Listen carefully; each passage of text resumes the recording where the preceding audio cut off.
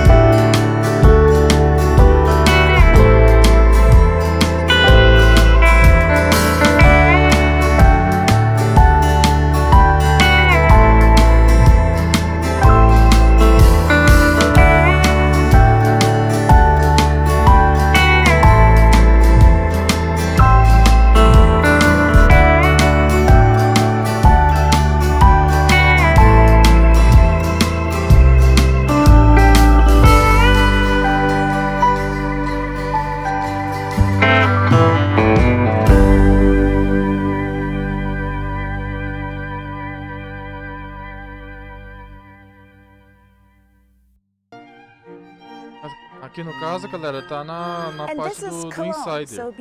Beleza? Ele vai depois dessa parte do Insider, depois daí começa daí a conferência. Beleza? But besides this awesome Gothic architecture, I have a second favorite spot I want to show you. So this bridge is actually not far away from the Cathedral of Cologne, and you might wonder, why are there so many locks here? So it has become a local tradition that if you want to express your love for someone, you get a lock, you get your names engraved, you put it on the fence, and it's sealed forever. And because we love you guys so much, I have made a lock as well. And what I'm going to do is find a spot and seal our love forever as well. I hope you enjoyed this brief tour through the city that hosts hundreds of thousands of gamers every year at Gamescom.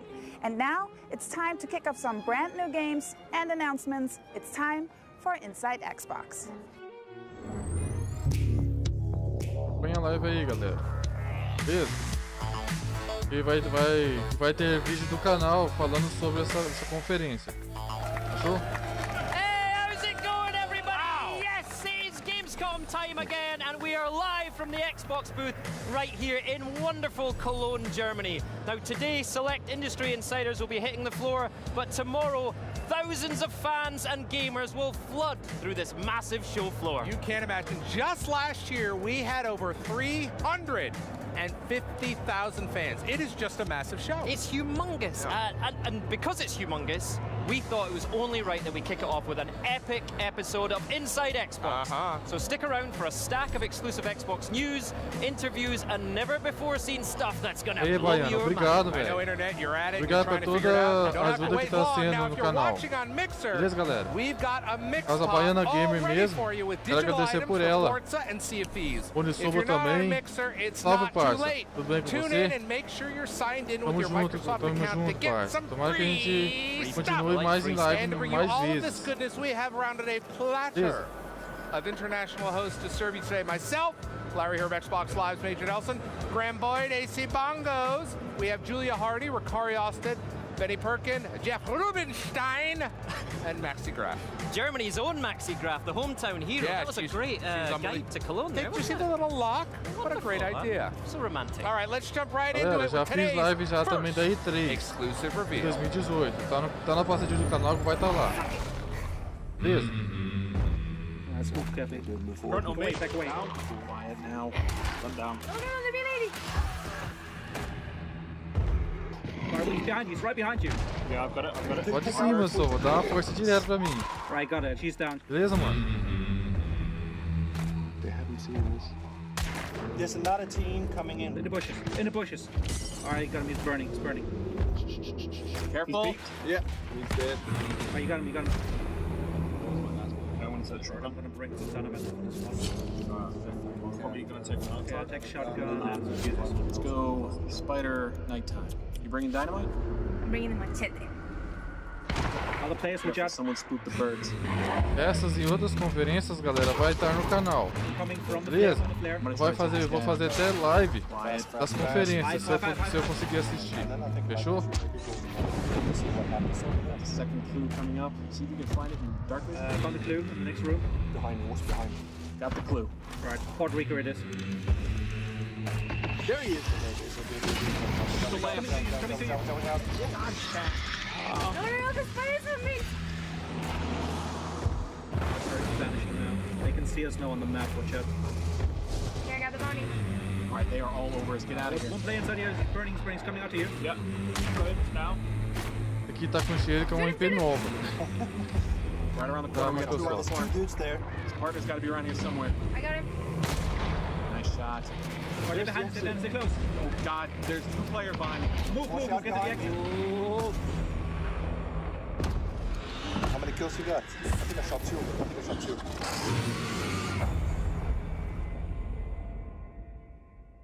É mesmo. Antes. Achieved with CryEngine. Hallo und herzlich willkommen. A very warm welcome to our first guest, Fatih and Magnus from the German studio Crytek. Nice to have you guys here. Nice to be here. So what are you guys here to announce today? Well, we are happy to be here today to announce that Hans Scholand will be coming to Xbox Game Preview. Oh, yes. The trailer was beautiful. Some beautiful water features there. Do a nice bit of moonlight. It looks very sexy. Yeah, we saw actually a lot of things in the trailer. We saw PvE, we saw PvP, we saw the awesome gothic western setting. So for the people who are not like not know of Hans Scholand, what is it all about? What Hunt is about? Yeah. So Hunt is basically a competitive first-person monster hunting game. So what that means is you are a bounty hunter and you kill monsters for gold. So the whole setup is like you have a map, it's about 1K map. It's a sandbox map, you can go wherever you want. All right. You can choose your playstyle. Somewhere there's a monster on the loose. So the game is kind of No caso aqui, nessa parte, galera, no caso é do Xbox Preview. First off, you narrow down the boss's location. Okay. All the teams is trying to get there first. Yeah, right? okay. So you do that by finding clues. You find clues because you have a darkness within you. Okay. In our game, there's no good guys. Everybody's greedy. Like us? You think for I mean, yourself. yeah, I was gonna Everybody say. badass, man. Don't trust a thief, right? So you're a little bit of evil yourself. Now, when the monsters break through into our realm, they leave a bit of rifts in the world. So when you find them, you use your power, and you make a connection to the boss. And when you do, the region shrinks. It's almost like in PUBG, except we have took it a lot further. Okay, right? Those survival games, right? So you need to do it a few times, and then you look into where obviously there's a bunch of AI in the way. We have a challenging AI cast. They challenge you differently. You have a lot of tools and gears to deal with them differently, right? If I'm really loud and I shoot everything I see, everybody in the map hears me. So I mean, once you get to the boss though, there's a kind of next phase you were telling us about. Sorry? Once you get to the boss, and once you've defeated the boss, what happens after that? Because it's not over when that happens, right? Okay, so basically the goal is to kill the boss. Yeah. Now, to get to the token, to the prize, which you're going to sell back for money, you get to banish them to hell. That's off a little timer so the other guys get to get there also. And that's what we call the showdown. Everybody collapses, right? Okay. Or there's also, like in our game, you can express yourself in a lot of ways. So you can have some people go out and wait outside for some guy to take it and run, and he attack him. Yeah. So the person who takes up the bounty, we call it the hunter becomes the hunted at that point. Right. That's like a big switch in the game, in the gameplay. The whole gameplay changes. And honestly, like we're having like a lot of gears and gadgets for the players to play with, and stop the other guys from running, or you can eject yourself so you can run faster. Okay. There's all kinds of stuff, right? We could see obviously in the trailer there's an awful lot of chat that's going on, which means, you know, there's a lot of tactics happening on the fly, right? Yes, there's a lot of tactics. It is a little bit to learn, but not too much. Okay. Once you play a game or two, you kind of learn the basics of it. And also, if you think like you're in a bad spot, you also have the option to leave. Now, certain things you have done have earned you certain things. Yeah. So you can upgrade your characters later, right? Okay. So we have something called, like our main game is high tension gameplay. We want to maximize this experience to be the most high tense gameplay experience you can have. Got it. Right? So what made you guys like decide to go for the Xbox game preview? So, well, it's kind of simple. Like in our game, we started very raw.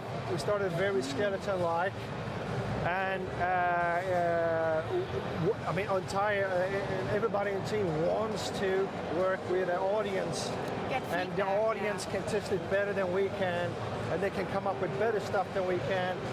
And we do a long list of their opinions. We prioritize them, and that's where a lot of the good ideas come from, right? Yeah. And we try to implement them there. For example, like if something is a bit diffuse, then we ask them what they think, and then we try to make it better. Okay. And that's honestly the most rewarding thing is to work with them. Okay. So you guys know what to do, right? Give feedback to the game once you can put your hands on it. So we use feedback that is given through our platform. On the other hand, we use data of the players, right, to balance the game, to see what they like, how they engage with the game, and actually the feedback and the data helps us to validate the current scope of the game, but also to decide on what we will build in the future, right? That's the community involvement. Xbox Game Preview is giving us that, giving us data as well as feedback from users. And we're excited actually to see how Xbox gamers are going to feel about our game and how their take is on it. I'm excited. Now that I've seen that, I'm very, very excited. But I can't stress the stick in the ground for our game is not just shooting monsters, right? Yeah. The stick in the ground is high tension. So we have a high risk, high reward aspect. So when you're walking in our world, the entire world is made to look mysterious. Is that a player? Is that a monster? If I shoot it, other people might hear it. Is somebody shooting at me? I can't see really. And also high tension comes from whatever I bring in. Whatever I bring in will help me. If you kill me, I'll lose it all and I'm gone. Permadeath. I can't wait for it. It looks absolutely amazing. Well, thank you so much to Fatih and Magnus from Crytek. And now Larry's lurking around the PUBG section of the booth. No doubt probably looking to steal a chicken dinner behind closed doors. Watch yourself down there. I think the blue zone is closing in. Julia, don't worry, I'll be quick about it. A few weeks ago, I went to South Korea to meet with the development team behind PlayerUnknown's Battlegrounds and walked away with brand new details on the upcoming 1.0 full product release for PUBG. And now it's time to share those exclusive details with you. Take a look.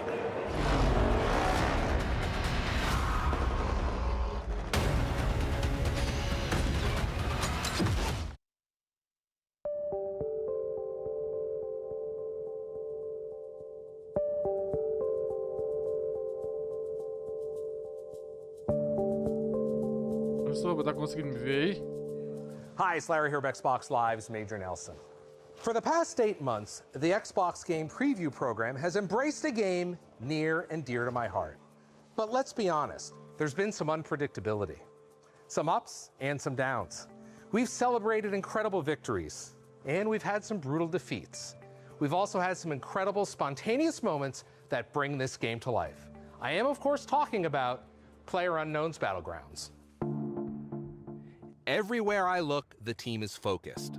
They're hard at work on all facets of PUBG, poring over community feedback, eventos assim não testing new pode builds, perder. creating brand new Eventos assim content. não, todo ano tem, mas todo ano And before I vai ter interrupt que that flow, providenciar esse I thought I'd evento. take a minute to poke around the studio and maybe enjoy a cappuccino. Make off with a little swag, including a custom level 3 helmet.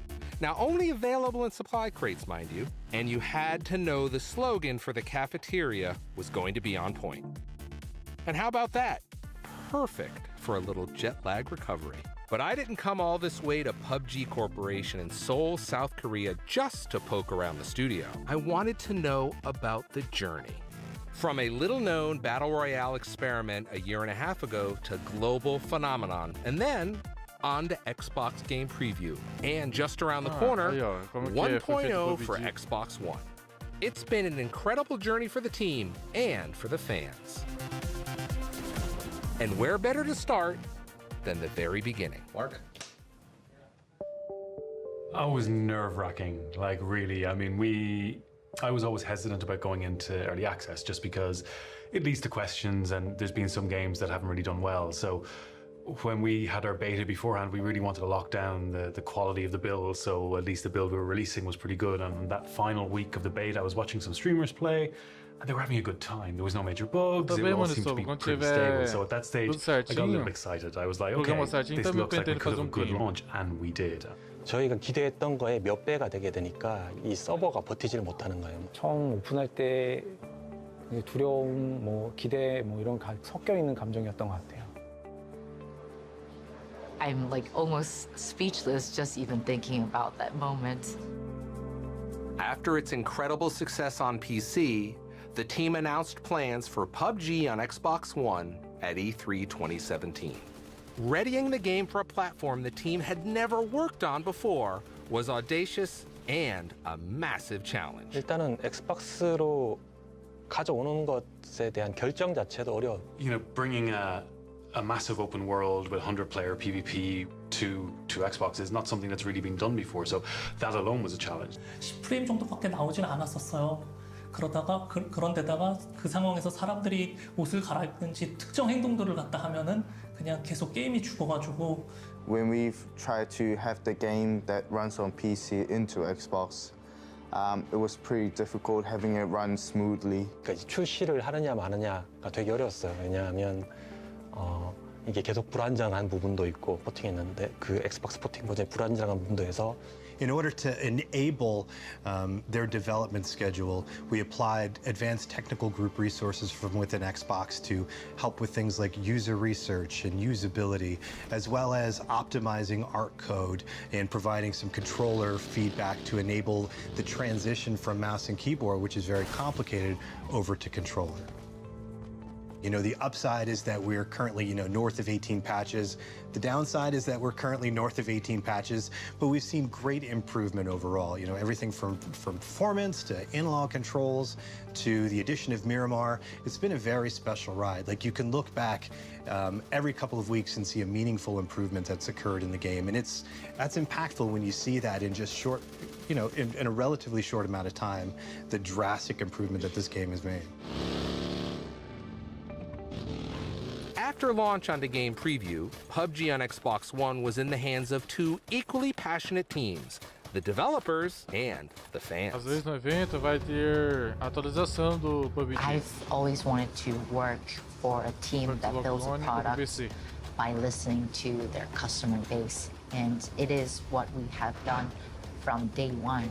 I try to have every wording of the community literally, like even if it's swearing words, I just send it straight away. 네, 어떤 피드백이나 뭐 그것이 사랑이 됐던 질책이 됐던 간에 굉장히 가깝게 경험한 어떤 그런 개발자로서의 어떤 그 경험? 디테일한 걸 듣기를 원하시고 또 그를 통해서 좀 이해하고 싶어 하시는 것 같아요. 왜 안 되는지. 좋은 피드백, 나쁜 피드백, 중립적인 피드백, 뭐 되게 좋은 의견들 이런 걸 다 수집해서 리포트를 수집해서 보거든요.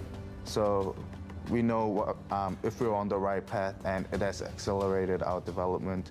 긍정적인 영향을 끼치죠. 예. 유저 피드백을 확인하고 그들의 의견을 듣는 것 자체는 거의 온라인 게임에서 필수적인 요소 같아요. 예. Like, why wouldn't you want to build something that your customers want to see?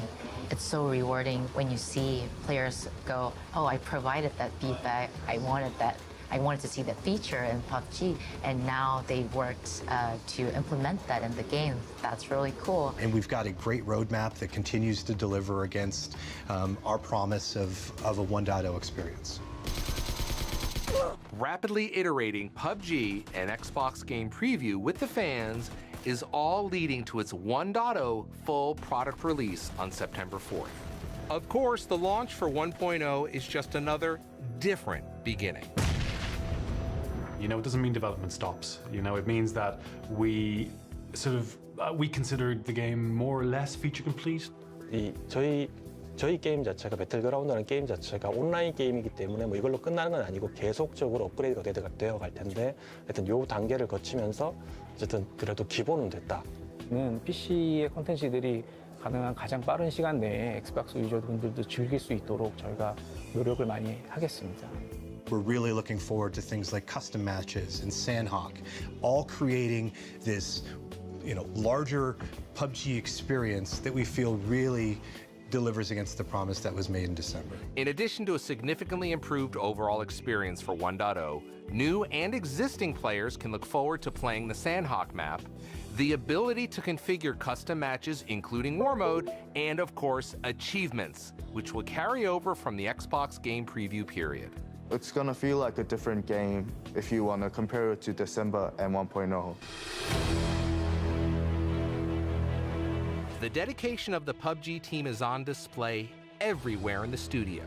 But sometimes you need to just play. You have to remind yourself of what you're working so hard for. That's why every Friday, the team takes part in what they term simply Play Day. Whether they're testing a new map, set of features, or brand new content on Xbox, PC, or mobile, you can feel the team shake off the stresses of development and settle in for some good, old-fashioned winner-winner chicken dinner competition. Whether it's the art team, console team, testers, or human resources, the battle royale begins. Soon, defeated teammates are gathering around their favorite dev, rooting them on. Screams, laughter, joy, and catastrophe. It's all fair. You know, I'm thinking of taking this Playday thing back home to Xbox. It's been a tremendous pleasure to see the team and see the passion for the game and dedication to its community on full display. For the last 6 months, PUBG has been my go-to respite after a long day. I've played it more than any other game. It's about the moments, indelible memories that you brag or commiserate about with your friends. Sometimes it's the thrill of securing a hard-fought supply crate or ambushing some poor soul who thinks they found safety from a rival squad. It could be the raw tension and dread that spring from something as mundane as footsteps crunching the gravel outside, or a door opening in a building I was sure I cleared. Or maybe it's the hilarity of a motorcycle biting it in a burst of high-speed overconfidence. Or, more rarely in my case than I'd like to admit, it is the sheer joyous adrenaline of victory, earned in the crucible of the final blue zone against a desperate enemy eager for their own taste of chicken dinner. Few things in gaming taste sweeter. The allure of PUBG is in its unpredictability. Every drop is a fresh new adventure. And so, whether falling gently with my parachute or falling gently into a quick nap with the hard-working team at PUBG, I'm confident I'm in great hands, and I can only dream of one thing.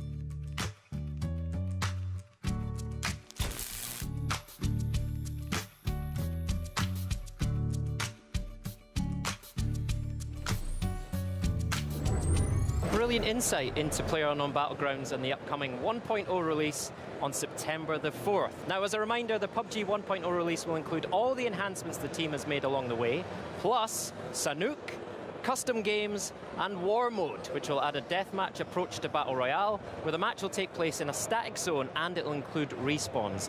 And that is not all the PUBG goodness we have. Oh no! I am here with Bree White to talk about some brand new Xbox controllers, starting with this drop-dead gorgeous special edition PUBG controller. How you doing, Bree? Great. Welcome to Gamescom. This is nice, isn't it? Yeah, it's excellent. Yeah. Now, Bree and I work on Xbox controllers all the time at Xbox HQ, don't we? But it's the first time we've been on a show together. Well, this is fun, and thank you for bringing this. Tell us about this amazing controller. So this is the Xbox Wireless Controller, PlayerUnknown's Battlegrounds, limited edition. It's available for pre-order today and will be shipping worldwide in October. Fantastic. So look at this, exclusive for Inside Xbox, the first time in the world anyone's seeing this. And the best thing is you can pre-order it right now. But, you know, tell us about all the details on here, Bree, because this is a beautiful controller. Okay. In the back, you'll see a digital camo. On the left thumbstick, you've got a blue circle. Right, so that's like the blue zone closing in on your thumb. Exactly. Nice. And then on the right thumbstick, you've got a sight scope. Right. On the back, there's the PUBG logo. And then here on the right trigger is an X, which is iconic of where the concept of Battle Royale started. Okay, so that's like you Xing out all your competitors in a Battle Royale match, right? Right. Good. And then for the first time ever, we've put grips on our triggers. Nice, yeah, these are really cool. So this is the first time we've had these on a Xbox controller before.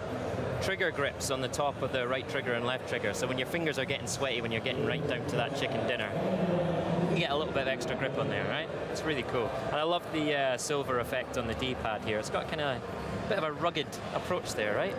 Looks great. Thank you, Bree. That's awesome. Now, I hear you've been cooking up something else in Xbox Design Lab, yeah?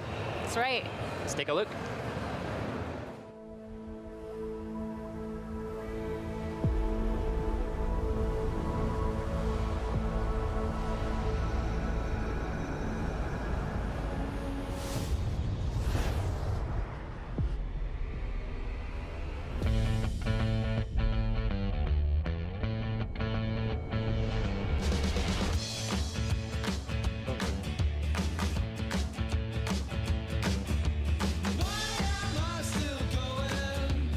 Só cada controle bonito, mano.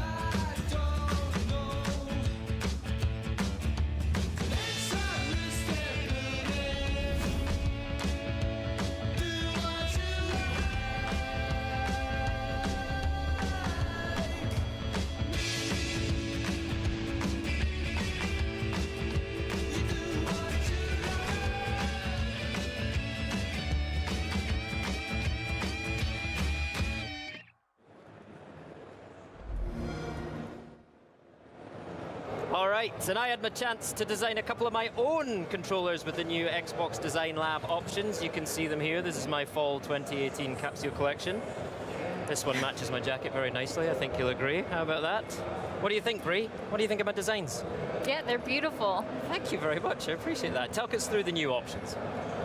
So 2 years ago, we launched Xbox Design Lab, a product where you can customize your very own Xbox wireless controller. Last year, we brought you metallic finishes, rubberized grips in a few new colors, as well as shipping to over 20 European countries.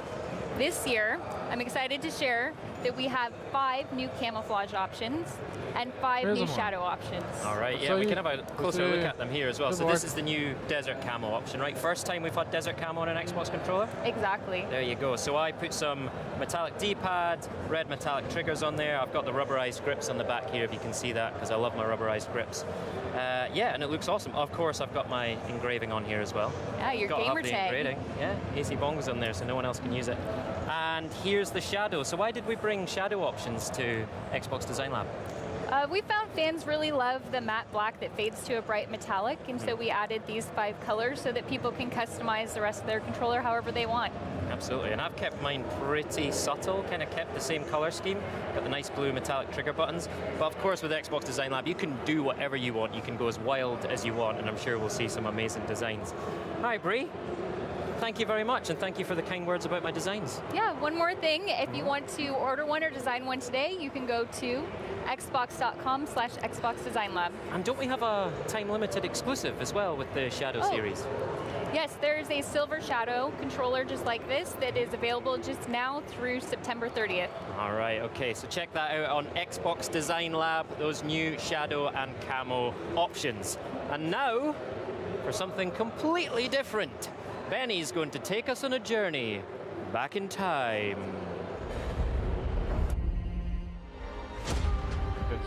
Que é os jogos que já compareceram já no...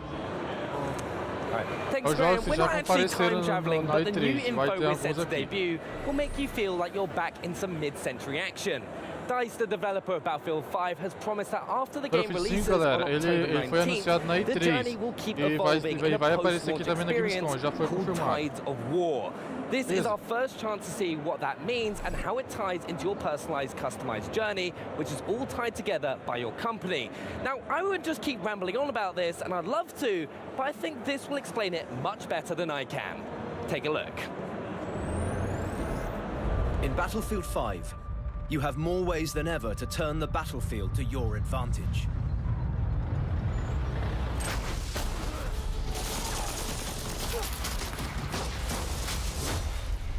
It all starts with your company, your personalized unit of soldiers, weapons, and vehicles.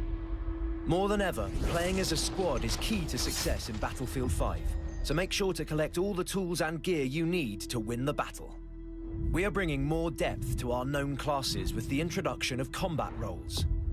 The Recon can specialize in long-range shooting, spotting, or stealth. The Assaults become versatile in how they engage the enemy. The Medics have more ways to keep their squad alive. And the Support can now provide backup with new attrition and fortification systems. For the first time in Battlefield, each combat role has a unique loadout and unique abilities, and over time, you will get access to more combat roles. Define how your weapon feels and performs on the battlefield. As you play and progress, you'll unlock tactical choices that affect how your weapons and vehicles look and perform. Complete daily orders or take on special assignments to equip your company with new gear, weapons, and vehicles. As your company progresses, you will earn new items to visually personalize your company. Pegar esse game, se Deus quiser. You can customize your soldiers Foi from top to lançamento, o bottom. BF5. Weapons can be personalized too. Pena Now que tem you get to suas decide how críticas, they look and play. mas esse game é sensacional. Your company's look is up to you. Highlight your gameplay achievements from your journey through World War II, or be completely creative by designing a unique look. With Tides of War, you'll embark through humanity's greatest conflict, giving more gear to grow your company. Whether it's how you choose to look or how you choose to play, Battlefield 5, you'll never be the same.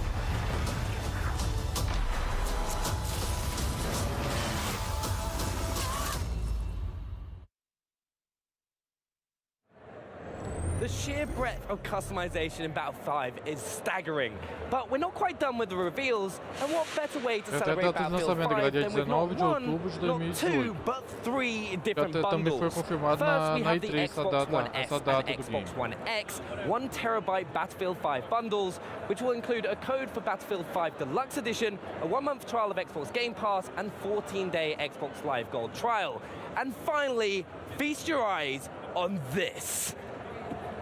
The Xbox One X 1TB Gold Rush Special Edition Battlefield 5 bundle. As you can see, it features a unique dark grey gold design where the gold relates to heroism and the bullet casings and artillery shells, with the grey representing the weapons in Battlefield 5. It will also include a matching grey controller, which looks awesome, and then we'll include a code for the Battlefield 5 Deluxe Edition, plus a code for Battlefield 1943 as a bonus. It'll also include a 1-month Xbox Game Pass trial, 14-day Xbox Live Gold trial, and 1 month of EA Access. Experience the tides of war with your company starting on October 11th for EA Access members, October 16th for Battlefield 5 Deluxe Edition Early Listener Access, and October 19th for the Battlefield 5 Standard Edition. Now over to Jeff and Ricari, who will do their best to survive the State of Decay 2 interview. Tomara que continue assim. Fechou?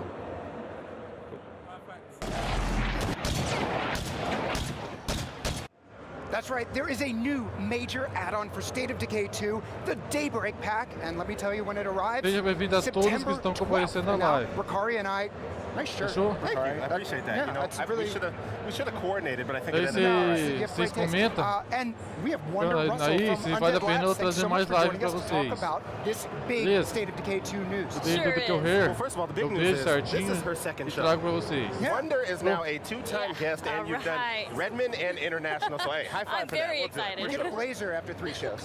Can't wait for my pin. All right, well, why don't you tell us about the Daybreak Pack? Yeah, Daybreak Pack, entirely new mode for State of Decay 2. It's very exciting. There's also a ton of unlockables for your community. You play as a really well-equipped elite Red Talon soldier. So you drop in, and your whole goal is to defend a Red Talon tech through waves of zombies that get increasingly harder. Eu também gosto da Xbox, mas o console que eu tenho é o PlayStation 4. E também jogo também no PC também, alguns determinados games. Yes, it's a new map. You don't use your own community, so you're not going to lose any precious survivors. Wait. Oh, I have to ask, since my likeness appears in the game. You said a Red Talon soldier, not your own community? Not your own community. I know. Right. Maybe if you keep leveling up those fighting skills. Yeah. Oh. But it's good because it's a completely different type of thing. So how does Daybreak work? Daybreak works, so you spawn in as a Red Talon soldier. So there is permadeath, but if you die, you'll respawn as a new soldier in about 13 seconds. And they don't look like you, so you don't have to worry about it. Great. Yeah, I Super can use helpful. those characters. Yes. You have the best gear, and you are defending a fortified position. It's kind of like siege defense mode, protecting the technician who's working on an uplink to the Clio satellite system. So Clio is something we introduced in Year 1 Survival Edition. So she controls a drone and satellite network. She's helping you with the fight. She's calling in airstrikes and leaving drops for you in the field. Now, you mentioned gear. Is it safe for me to assume that there are new weapons and equipment? Absolutely. All new weapons, great gear, including unlockables for your community, 9 new ranged weapons, 6 new melee weapons, 6 new consumables, different kinds of explosives, mines you can trigger, really going to help you out. There's so much stuff. I got to ask, do you have a favorite? Cara, eu também gosto de ar. É que eu não tenho aqui no momento, mas eu pretendo comprar ele para jogar online com vocês. You swing that and you feel like a badass. It's awesome. So seeing some of this B-roll or some of this footage here, which we just saw, we saw what looked like a new freak. That's right. So this is something that the fans have been speculating might exist, and we're really excited to bring it to Daybreak, the Blood Plague Juggernaut. All right, so the Juggernaut already like the cause of probably worldwide mayhem, millions many of deaths. rips apart. No, I run. I hear that. Oh, yeah. I'm out of there. So he's even tougher than the regular Juggernaut. And he's infected with blood plague. So you absolutely can die, even though the whole experience, if you were to survive all 7 waves, they get increasingly harder and longer. But if you were to survive, it's maybe about a 45-minute experience. You can die of blood plague in that time. Easy. So let's talk about the connection between Daybreak and your community. So there's some really great rewards for playing Daybreak. Absolutely. Yeah, so the more waves you survive, the longer you play, the more prestige you earn, which is going to be the in-game currency for unlocking those in your base game. So you can call in Red Talon bunks and barracks, Red Talon watchtower that gives you more passive defense than a regular watchtower, crafting station. You can even recruit one of the Red Talon elite soldiers to come into your community. And they have their own set of skills that are just maxed out. they can even become a leader and not just a warlord. Deixa o like na live aí, galera, pra poder ajudar, pra saber quantas pessoas estão assistindo. And I just think you're excited that you can play and not worry about using someone who looks like you. Yeah, and up to, and it's co-op as well, drop in, drop up to 4 players. And if you can also play it single player, and you'll have 2 NPCs to go with you, which really helps. That's awesome. It does. We played it, and it's a lot of fun, and I can't wait to be able to spend those points on some cool new Clio gear in my main game. All right, cool. Thank you, Wonder, for joining us here, and we'll be playing on September 12th. Up next, Graham's going to give us the scoop on Sea of Thieves. So sharpen your blade and shiver me. Hey, yo, what? Stop. Why do you got to do that? Why are you going to tell me how I can Sea of Thieves? I just, they hate that. I hate that, so why do that? Because it sounds like Graham, and I want to be like live Graham. your life. No, live your life. All right, well, whatever. Take it away, Graham. Aqui nós tá no preview, por isso que não começou o evento. No caso aqui, galera, tá falando dos jogos que foi lançado já. I think you're quite right, Jeff. Um é o State of Decay 2 e o outro é o Sea of Thieves. Executive producer at São os dois jogos exclusivos da Microsoft. Welcome back to Gamescom. Tá passando aqui no evento da preview. One of my favorite shows. All the fans meeting people. It's amazing. The energy is incredible, and the scale, right? It's so huge. Do you know what? It's funny you say that. It's been nice just hanging out with you for the last 15 minutes because so many Sea of Thieves fans have just come up to you and wanted to talk about the game. It's awesome. It's great, isn't it? Asking when we're putting fishing in. Yeah, like that seems to be the common question. But so what's the answer? Like, we hear the feedback. We hear the feedback. All right, good. So Cursed Sails has been out for about 3-4 weeks now? 3 weeks, yeah. How's the community been responding to that? Really great. Like, introducing skeleton ships into the world like we did with this kind of cool campaign with the different battles each week and this like side quest you can do as well, like about the kind of background of how these came into the world. Right. We love introducing new content in that way to Sea of Thieves, and so it's been great to kind of see how players have been getting on with this, the creative use of mechanics with the skeleton ships and stuff. So yeah, loads of great feedback and also stuff that we've learned, right? Like people going, we put a lot of different commendations and things you could achieve, like reasons to replay into the game. And we set them at different times and different weeks, and for some of our players that was a little bit too much. And so it's like, okay, like for Sacred Shores campaign, we kind of dialing that back so that it's a bit more relaxed, a bit more chill. You've got more time and opportunity to go and do it and kind of take part in that campaign. So yeah, we're always learning. So when you go from like Cursed Sails to Forsaken Shores to whatever you've got lined up in the future, what are you learning about player behavior in each of those updates? Like with Cursed Sails, right, you've got alliances, you've got the skelly ships. What kind of behavior have you seen that the alliances stuff has been amazing to see how that has influenced player behavior and just changed like the interaction with people out in the seas, because I play Sea of Thieves as a fan, right? Like, I've got the best job in the world. Like, I get paid to be a fan of the game I work on. It's awesome. So I was playing at the weekend, and whenever I go in now, I always put the Alliance flag on. So like anybody that sees me sees that shape of the flag, and like so I'm hoping that they're going to not be aggressive towards me. And a lot of the time, you'll see someone will join your alliance or they'll shout to you over the speaking trumpet. So it's really great to be able to signal your intent from distance and just those human interactions and behaviours. It's so unique to what our game is, I think. All right, so Forsaken Shores is literally on the horizon. Yes. What have you got coming up for us soon? So Forsaken Shores, loads of stuff, right? So like I think hopefully we've got some footage that we're going to be showing off around the world, right? And so it's a volcanic world, and it's much more perilous than any other part of the world that we've put in. So you're still going to start in the parts of the world you currently start in, and you have to make a choice to venture to the Devil's Roar, which is the name of this area, right? And the volcanoes, like, sometimes they're going to be kind of dormant, they're not going to be going off, and so, but then you might get a little bit of tremors, a little bit of earthquake that gives you a signal that maybe something's not right on the island and might lead you to now want to kind of maybe hide in a cave or get off the island and back to your boat and wait and see. It depends kind of what circumstances you're in, what stuff, like how much loot you've got and everything. But then if it does kick off, you've got like geysers which will fly you up into the air. If you're like running across the island, you can get pinged up into the air.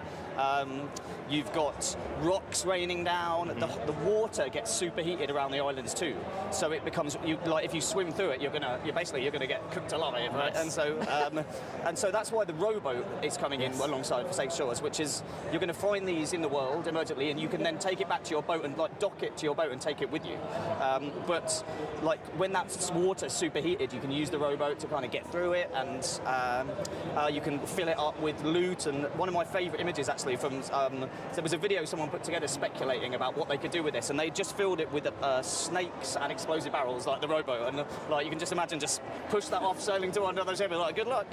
But and it's really looking forward to that creativity that players do with this. And so one other thing that's really cool that we're bringing in with the Forsaken Shores is a new quest for the merchants called cargo runs. So this is where you can take a cargo run on, you'll kind of get an ask from an NPC that will go, hey, I want you to deliver this stuff to this place in the world. And so there's a run which are a bit delicate, so if you're jumping around them, they're going to get damaged, lower in value, so you've got to keep them kind of safe. Protect so don't get into a battle, right? You know, very important thing.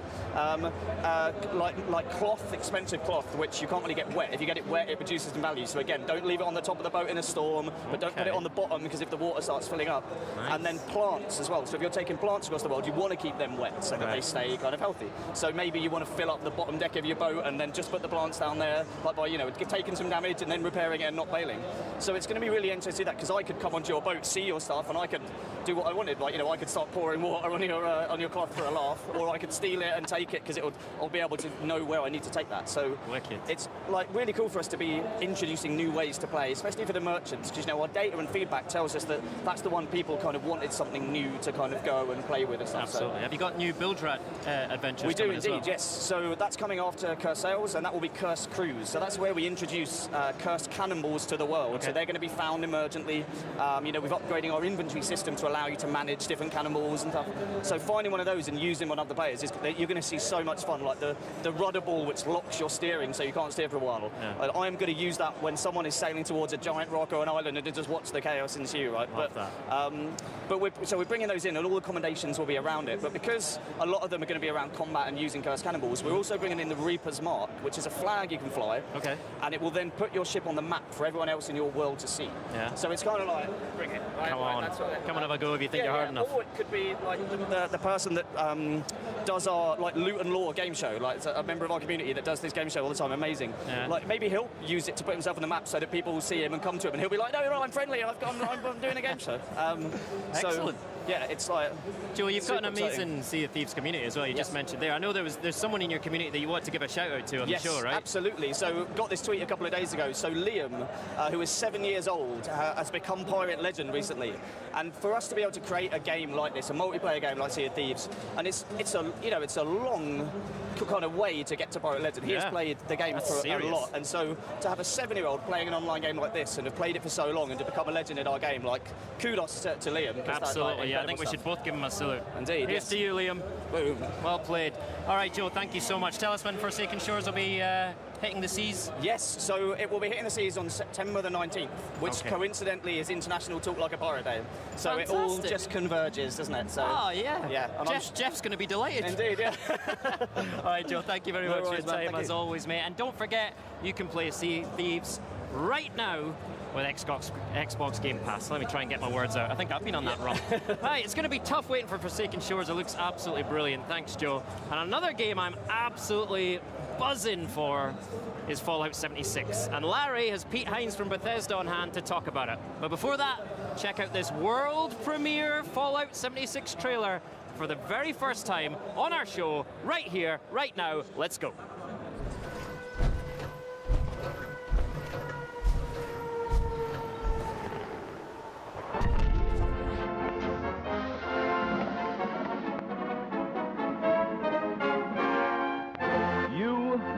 Emerge. Today's episode, a new American dream. Então, galera, o Fallout 76. Esse jogo aí também foi confirmado na E3 desse game. Já foi confirmado anteriormente que ele ia estar na Gamescom esse ano. It is his desire to build. After thermonuclear war, man's towering industrial marvels may no longer stretch to the heavens. It then falls on you and the ingenuity of your fellows to rebuild the America we hold dear. Get started with Camps, the construction and assembly mobile platform. It's the workbench of tomorrow. Once established, your camp will not only provide you with much-needed shelter, but also the means to satisfy your hunger, quench your thirst, and even treat infection. the essential pillars of survival. Expand your camp by scavenging resources or mining raw materials the old-fashioned way.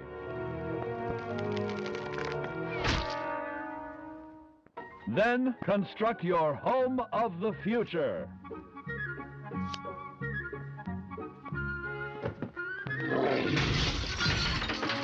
If your first home site is undesirable, use your handy camp to move it to a better location.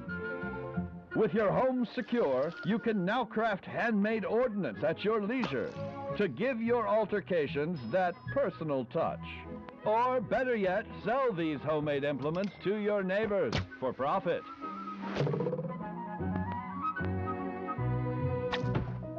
Remember, capitalism, it's the only thing keeping us from being communists. The world may have ended, but keeping up with the Joneses has not.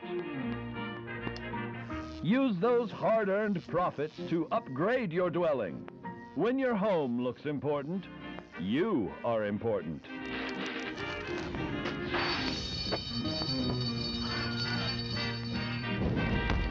Now you've learned how to forge the new American dream. You are completely prepared to rebuild the greatest nation in the world. As a hand-picked resident of Vault 76, it is your duty to carefully review your Vault-Tec-provided films yearly to fully prepare for the day when you will emerge.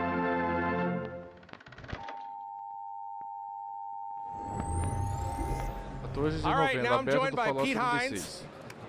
This guy. Pete, great to see you, man. Great to see you. Happy Gamescom. It is a great Gamescom. We are here. You guys are in a booth right behind us. I don't know if you can see it. How many Vault Boys can we get in one shot? 1, 2, 3, 4, 5, 6. I don't even. There's one over there too. I don't even. Pete comes with a bunch of Vault Boys. Now, Pete, I want you to tell us about the new camp system. Well, folks are going to be familiar with building settlements in Fallout 4. Hey, dude, how's it going? Good to see you. Looking good. Folks are familiar with settlement building in Fallout 4. The camp takes the idea and expands it. So the idea of the camp is it's a way to build settlements. You have much more freedom in terms of where you can put it, but it's movable. Right. So anytime you set one down, if you pick a different spot and like, you know what, I want to move my camp here, it'll cost you some camps to do it, caps, but you can take your camp and relocate it anywhere you want. Now, this is entirely optional, so you can make the game about building. We can see or some not of the things building. here, right? Right, and a lot of this will look familiar, like I can build structures, I can build furniture, there's a lot more stuff you can do now. I can build defenses, so I can put down turrets or mortars. Right. But the idea is now it moves as opposed to being in one spot.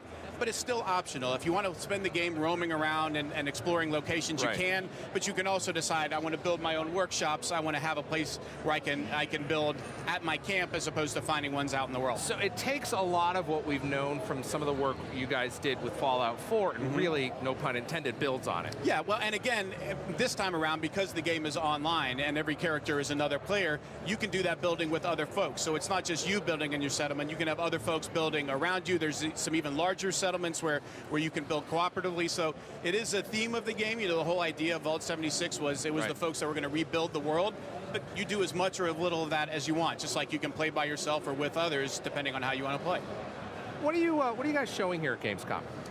We're showing sort of a mix, a recap of all the stuff that we showed at E3, that we showed at QuakeCon last week as part of Todd's panel. You know, we talked a little bit about the character system and perk cards and how perk cards work in terms of changing your loadout. Basically just making sure folks understand how the game works. Look, at the end of the day, it's still a role-playing game in a massive world. You know, the big difference is you can now play it with other people and have that a shared experience that folks have said for so long, boy, I wish I could play at Bethesda Game Studios, but like with my friends or my family. Now, you know, there's no shortage of me coming to you with feature requests, and I'll call Todd up as well. I want to play a Deathclaw. Well, we'll add it to the list. How about a Deathclaw costume? Can we at least start there and move to actual Deathclaw? Fair. We'll get that. Enough? We'll go into that. Now, I'm really excited because you have a beta coming up, or as they say in Europe, a beta. A beta. So what can you tell us about? It's going to be in October. Yep. It's coming to the Xbox One first. Yep. And all you have to do to be eligible is pre-order the game. And you're ready to go. If you pre-order it digitally through Microsoft, you literally need to do nothing else. Should be set up.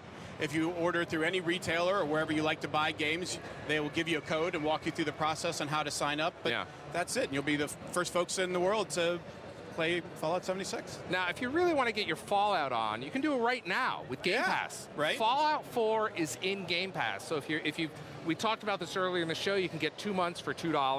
I don't know $2. I don't even know what that is in euros, but it's probably something. Probably two. But you can actually go and download Fallout 4 right now and play it. Right. $2 for 2 months on Fallout 4. That'll kind of, I was going to say it will tide you over until Fallout 76, but it'll tide you over well past that. All that content, user mods, all that good stuff, you can play it forever. It is unbelievable. Or if you're coming to Gamescom, make sure you stop by your Come by and get a picture with this Vault Boy, with the other Vault Boy. With Pete. We have so many Vault Boys. All right, it's always great to see you, Pete. Thanks for chatting with us. Good to see you again. Good to see you. Julia, what's next? What better way to celebrate your love for Fallout 76 than with this new bundle? Até também a versão do Fallout 76 também do It Xbox One includes X. an Xbox One X, bundle, wireless controller, a copy, of course, Olha só of que Fallout novidade. 76. Plus, you get 1 month of Xbox Game Pass and 1 month of Xbox Live Gold. The Xbox One X Fallout 76 bundle comes out November 14, and you can begin pre-ordering it right after this show.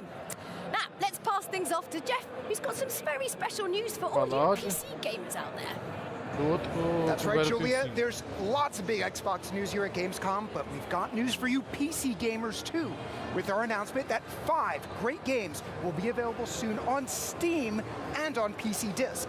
First up, RICIOLE Definitive Edition, an action-packed adventure in which charming robotic companions and tough platforming are your key to saving humankind.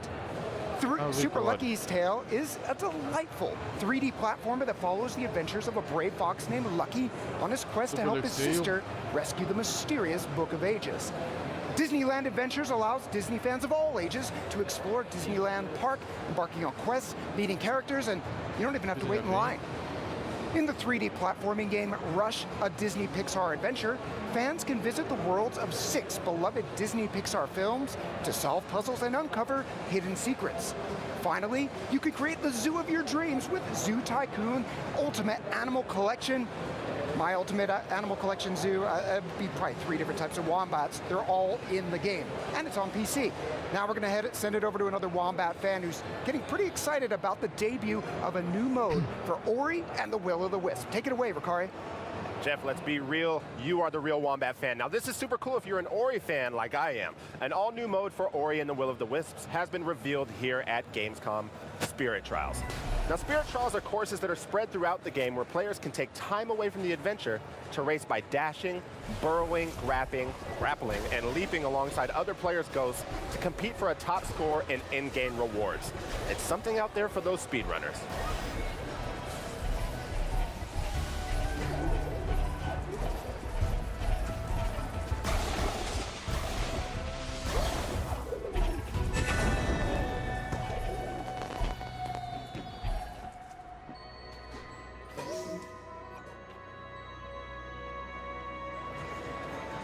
All right, now Metro Exodus set the gaming world on fire when it was announced a year ago, and now the team is ready to reveal even more. Can you say brand new level?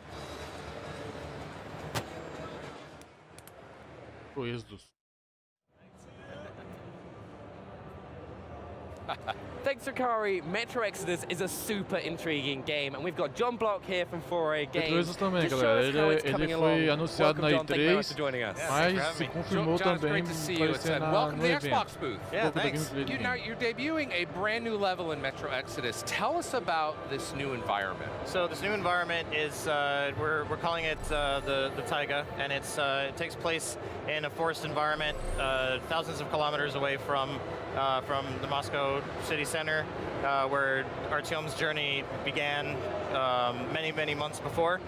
This takes place in autumn. Okay. And you know, the game takes place over the course of a year, and you see all 4 seasons. So this is actually pretty far along in the game already at this point. Okay.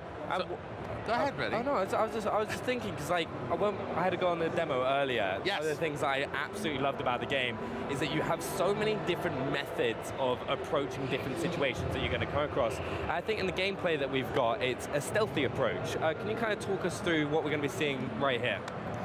So you can play Metro Exodus many different ways. You can play, full, guns blazing, or you can take a stealth approach. The game tends to encourage that because it does become very difficult when you go all out because it is a survival game.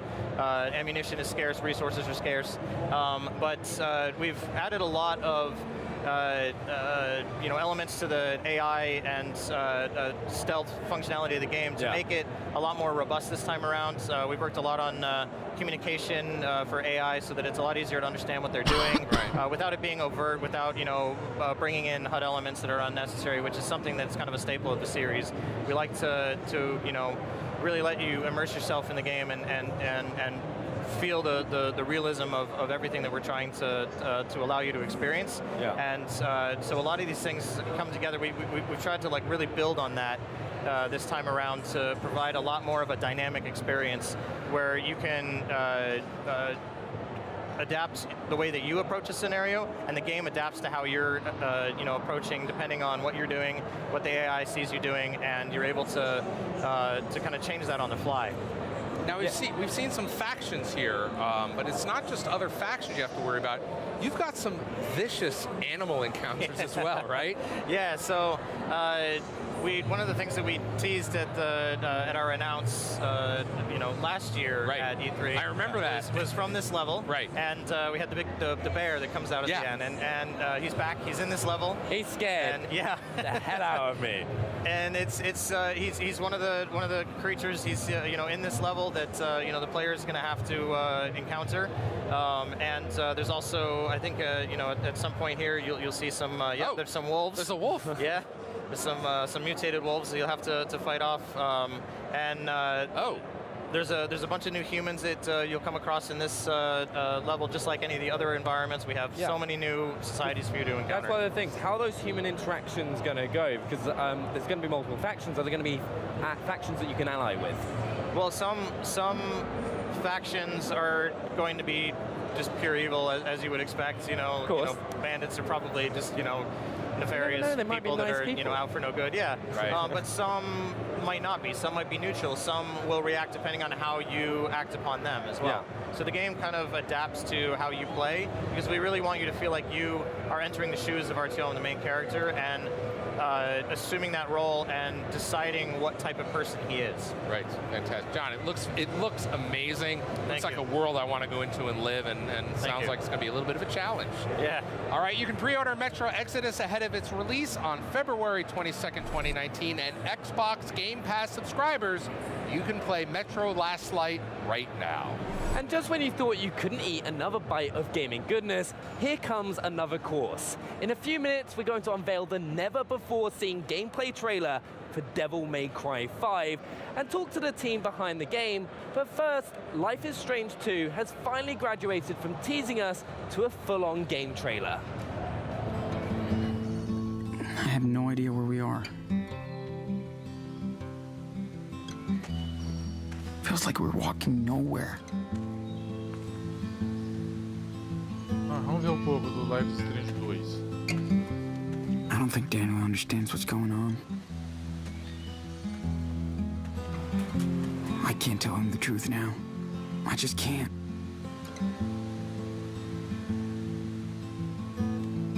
How am I supposed to take care of us out here?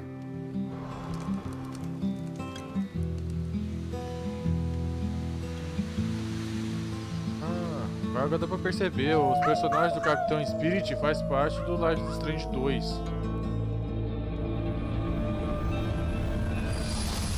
On the ground! Don't move! Oh.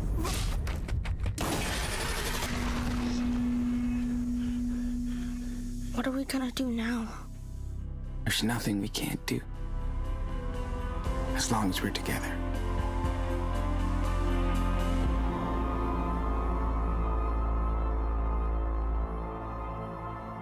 Foi 27 de setembro de 2018. Começar o game.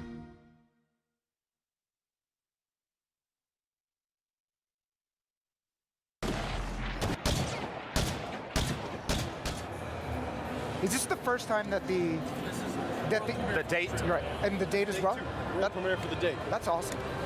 That's right. March 8, 2019. All right, cool. 終わってんですよね、これ。そうですね、もうはい。これ終わったらそれでちゃうんですよね。Try not to get us killed on the way there. O jogo também, galera, foi confirmado na E3 também, 2 anos atrás.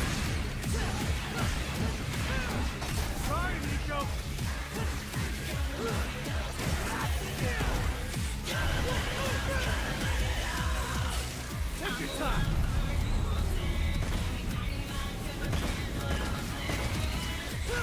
Go home already.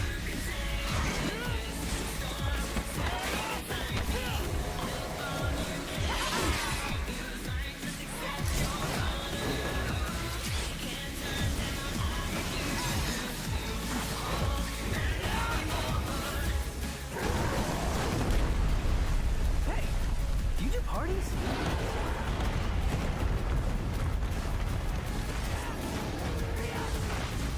Semana que vem a data de lançamento desse game.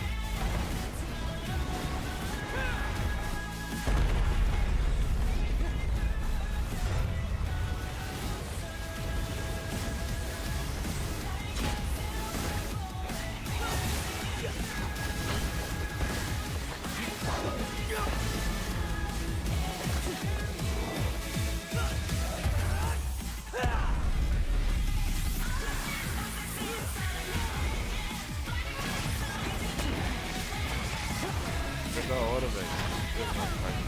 Realmente.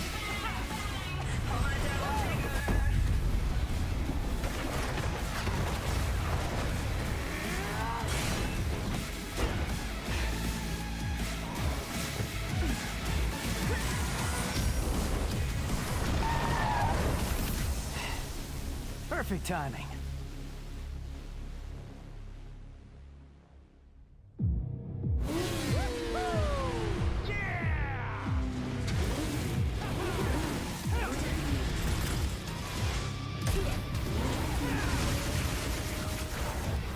Bem lá desse trailer gameplay ainda.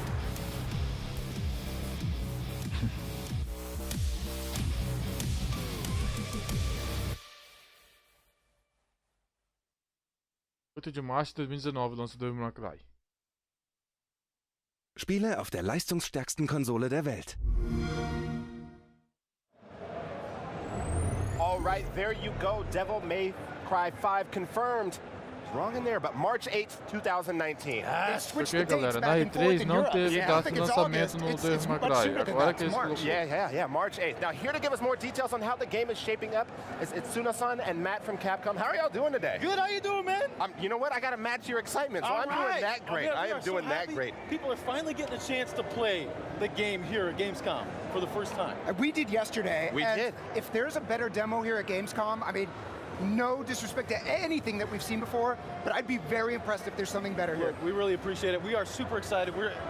It's been amazing all day long. It's been the longest line from what I can tell, and it's just such an honor to have so many people excited about the game, you know? So let's talk about the game. In playing, immediately it became clear there are entirely new mechanics in Devil May Cry 5, starting with the Devil Breakers, exactly. Yeah. That's why I don't have my sleeve here. Exactly. So the Devil Breakers are the new system for Nero that is going to give him a chance to experiment with all kinds of new gameplay. There's going to be 8 different standard Devil Breakers that players are going to be able to use, and there's all kinds of different moves that you could do with the Devil Breakers that you couldn't do before in Devil May Cry 4. Yeah, we're seeing some of that action here. Look at that, there you go. We're jumping also right seeing, tell us about this boss here. All right, yeah, well, it turns out, so this is the boss fight that everybody playing the Gamescom demo is getting a chance to play. This is the Goliath. Fun fact, the Goliath is based on our buddy Brian, who's the brand manager in Europe for Devil May Cry. At least that's what I'm telling people.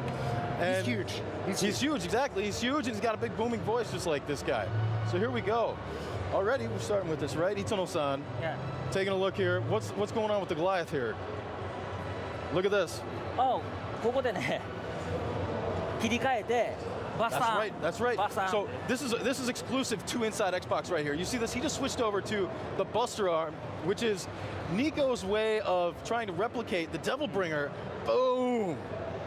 Oh, I love the pose. I love the pose. I was not able to do that. He was doing that to us. Yeah, absolutely. I got lost around. And that's the thing. You guys didn't have the chance to play as that because we don't have that in this build. That's an exclusive just for Inside Xbox to show you guys one of the special Devil Breakers that you can use in the game that we don't have the build today. That's why we do. All right, I got it. That's why you guys. I've got to admit, I'm a bit new to the franchise, and I dabbled a bit in 4, but Devil May Cry 5 is going to be my first foray into it. I need to know the setup. What do I need to know about this game? Tell me a bit about the story. Look, Devil May Cry is a game about Dante and Nero and the descendants of Sparta who are taking on demons, okay? So that's kind of the gist of it anyways. If you want to know how to get into Devil May Cry 5, I would suggest on Xbox Game Pass, you're going to get the chance to play Devil May Cry 4 Special Edition. So I'd say check that out, and that'll give you a nice warm-up for what you can play in Devil May Cry 5. All right, sounds good. All right, why don't we look at a little bit more gameplay, and Tsuno-san, perhaps you'll tell us what we're seeing here. All right, so it's a little bit more of the Goliath here, I think, from the beginning, and we just saw a cool grapple move. That's right, that's right. そうですね、ワイヤースナッチやりますね。ワイヤースナッチだと、よく見たら EX アクトもね、結構使ってるんで。そうですよね。So you're right. There is this wire move that he's doing. This is actually an approximation of one of the moves you can do with the Devil Bringer in Devil May Cry 4. You can still do that in here, and whether you have a Devil Breaker or not, you can always do that move. You'll also notice, though, that there's this gauge in the top left corner that charges up. That's something called, you can do something called the EX Act. And that's a move that if you time your button press just right, you're going to rev up your sword right after doing an attack and strengthen your next attack. So, I wish we had talked to you before we had played. Before we played, actually, I'll ask you this right now. There's melee, there's obviously the guns that you carry, and there's your Devil Breaker, right? What do I need to know going in? What's the best way to chain combos, get that best ranking? The best way to chain combos is to do a whole bunch of different moves. Real quick here, but look at this. So here, Nero's using the Gerbera Devil Breaker. Yeah. And you'll notice that he's got a supercharged move that you can do with that. And what he just did right there is called the Pedal Ray. That's this move that bounces lasers off the walls. It's actually the most effective in small environments because every time it bounces, you're going to find that it actually gets stronger. So it was really smart of our guy, Yoshida-san, he's the one doing the gameplay here, to use that move in that environment. But to get back to your question, so Nero's got the Red Queen and the Blue Rose that he's had from Devil May Cry 4, so both melee attacks and gun attacks they can use at a distance, as well as these Devil Breakers, which are new to the series. And there's a bit of a risk-reward, I feel like, with the Devil Breakers. Like, if you rely on them too much, you lose that arm, right? Exactly, you're correct. What's going to happen is there's a couple different ways that they can break. You notice in the bottom right corner here that you actually have a limited number of Devil Breakers at any given time. And so if you take damage while you're using a Devil Breaker, they could break. Or if you do one of their super moves, then that could break it. Or then finally, there's another one called Breakaway, where if you hit the left bumper, you're going to break one completely. But you could do that on purpose. And the reason you would want to do that is, A, if you want to switch over to one of the Devil Breakers in your inventory, or B, if you're in a sticky situation, that acts as an emergency evade. All right. Well, in our last few seconds, do you have any shout-outs that you want to give? Man, I do. Actually, I want to give a big shout-out to the dev team in Osaka because they are doing a fantastic job. They're working hard every night. Yoshida-san, Ikeda-san, みんなにね、頑張っていただきたいですよね。そうですね。今最後の調整で頑張ってるんで大阪で。ね、本当にそうですよね。They're working on their butts off right now on doing the final adjustments to the game right now. Also, just a real quick shout out to the Devil May Cry 5 Resetter Discord. Lots of really nice people in there. But yeah, that's where we go, man. Devil May Cry 5 coming out March 8th, 2019, and we're gonna find out more about the game at TGS. All right. I know you guys are probably wondering about Dante. I'm wondering a lot. There's a lot that I need to catch up on. Right? That is next coming month. up soon. We have to go to Tokyo now. Yeah, Tune in to TGS, we have a man. business justification. We're there. Come well, on thank you over. so much for joining us. We absolutely appreciate it. And for those of you Game Pass subscribers, keep in mind you can play Devil May Cry 4 SE right now. And there is still a lot more Inside Xbox coming up. Kari, what's next? Well, Jeff, I think it's time to spend some time with our favorite new heroine, Sable.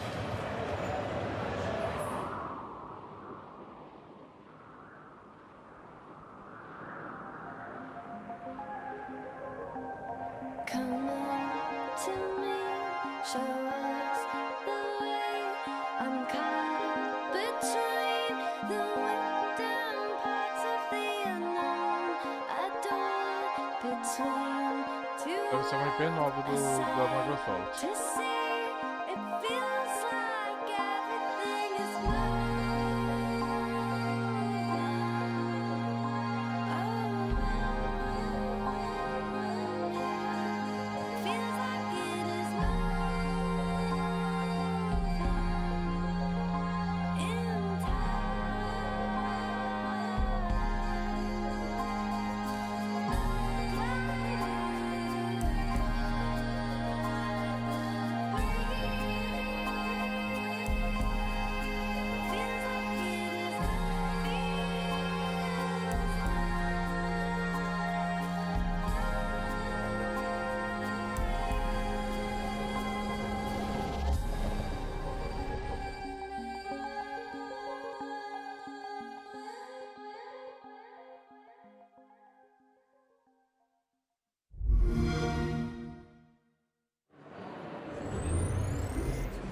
It's called Sable, and it's like nothing else. If you're a fan of Studio Ghibli and 1980s European comics, then this game will feel both wonderfully familiar and absolutely unique. So Gregorius is here from Raw Fury to tell us a little bit more about the game. So how you doing, Greg? You all right? Yeah, not bad, not bad. Glad to be here at Gamescom. I mean, the art style is incredibly beautiful. Kind of reminds me of sort of early, not the movie Tintin, but the early kind of Tintin cartoons. Was that intentional?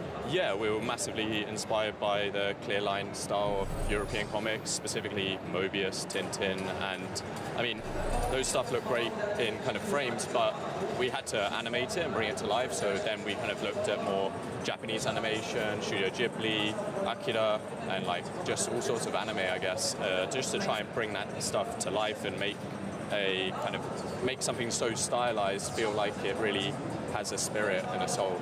So I suppose obviously the thing that will draw you into that, of course, is the character. Tell us a little bit about the main protagonist, Sable. Yeah, Sable is this young girl. She's leaving her clan for the first time, and she's going on a rite of passage. So it's kind of like a gap year, but like a bit better than just going to Thailand. Yeah, a bit better than Thailand, or maybe worse. You're kind of in a desert, and you're. I don't know. I feel like you'd learn more about yourself than by not going to Thailand. Anyway, I digress. Yeah. Carry on. She has a hover bike, which is pretty cool. I'd like a hover bike to drive around the desert with, but she's leaving her clan, and she's basically going out to learn about the world, learn about herself, and kind of discover what's out there. Like, we really want to make everything about the game feel like it has a sense of wonder, a sense of mystery, and something to discover. Something special then, people kind of naturally discover stuff, right? Yeah. So that's exactly my kind of game. You've got quite an eclectic team working with you on Sable. Tell us a little bit about the guys behind it, and of course the amazing music as well. Yeah, so on the music side, we have Japanese Breakfast involved. She's a fantastic artist, super excited to be working with her. We have Meg Jayanth writing for us. She wrote 80 Days. Martin Faller, he's doing the sound design. And Micah, who's doing our animation. And then Daniel and I, my business partner, we are kind of the core team members, and we work in a shed, so hence the name Shedworks. I wondered where that was from. And it's great. It's really nice. Like, it's really personal. We're making something that I think we are like hoping is an expression of this team. We have a lot of like nomads in our team. So the two of us work in a shed, but Michelle, Japanese Breakfast, she's kind of writing the music, and the two of us as she's traveling around the world. Meg is constantly between Bangalore and London, and it's really exciting. It's kind of like a millennial, kind of like Jack Kerouac on the road, and it feels like the team is very much like that, and the game is like that. Yeah. A little bit. Yeah, I think, it's really exciting to just make something that is an expression of us, and something that, like I said, is personal, is telling a story that we're making. We're not, we're not procedurally generating a narrative or anything. We're trying to tell everyone about this specific character and what she's about. Yeah, and obviously it's like, as you play, you're putting yourself into that story and how you play, basically. Yeah. I'm sold. I think it's beautiful. Can you tell everyone when it's going to be coming out? Late 2019 we're saying at the moment. That's very generic. I was hoping for something a bit more specific, Greg, sorry. but all right, fine, I'll deal with that. Anyway, while we're talking about unique experiences, gamers in the US this summer played Halo Fireteam at Fireteam Raven at Dave & Buster's. This is a massive arcade setup that's truly incredible and is coming soon to the UK, Australia, Middle East, Canada and China, but mainly UK. That's great. So here's a look behind the scenes at Halo Fireteam Raven.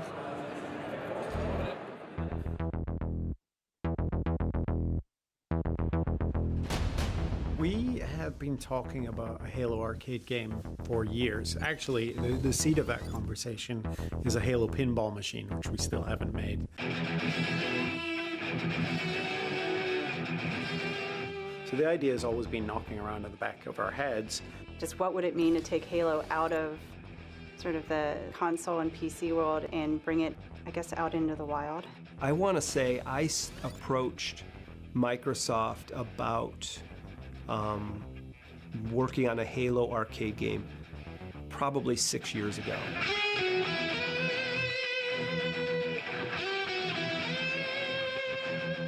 The idea has been around for forever, but I think without that move from Raw Thrills, we would never have found what the right vehicle for that was.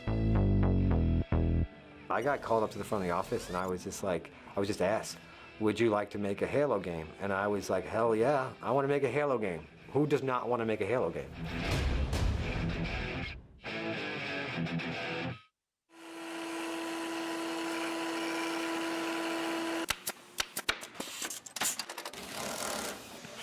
Number one thing that Raw Thrills and Play Mechanics pride ourselves on is that we are arcade game makers. We understand arcade games.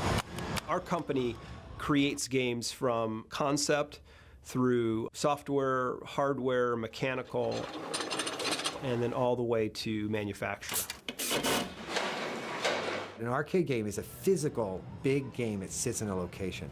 And to do that, it takes lots of people and lots of different types of work and effort to get us to that point.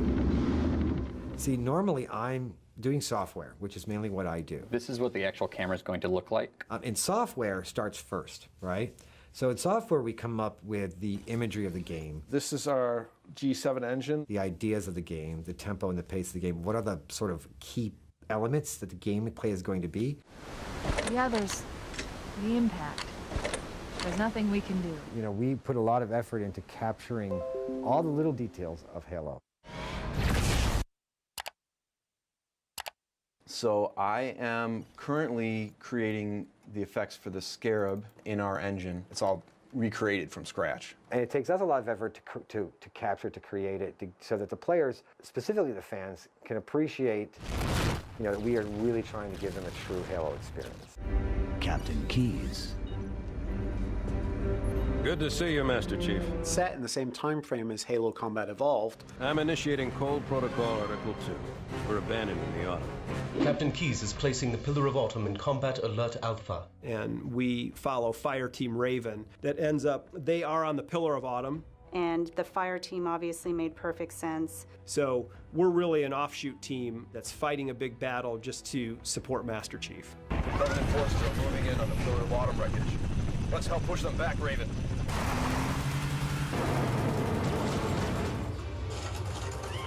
This is our development station. We design the game on this, we make the game on this, we test the game on this, we play the game on this.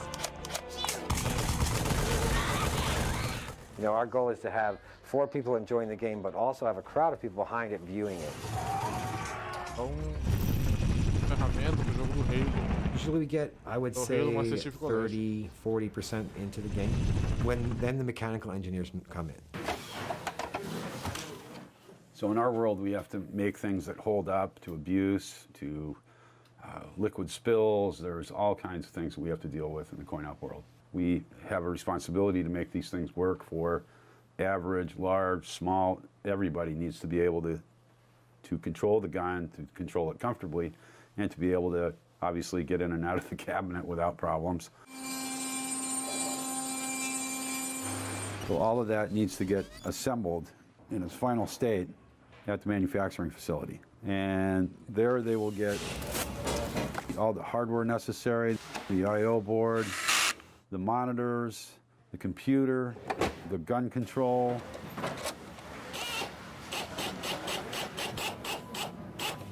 Our goal was to get this thing as big and bright as possible so that in any location, you can't miss it.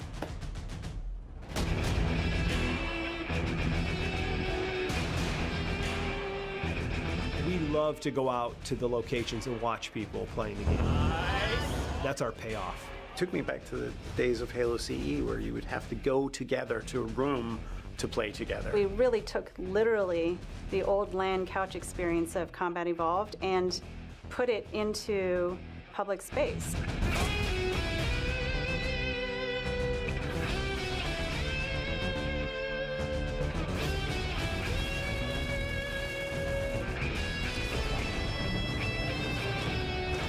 When I want people to see this, I want them to be shocked that somebody actually built this thing. And I want this game to be everything. Big, exciting, epic.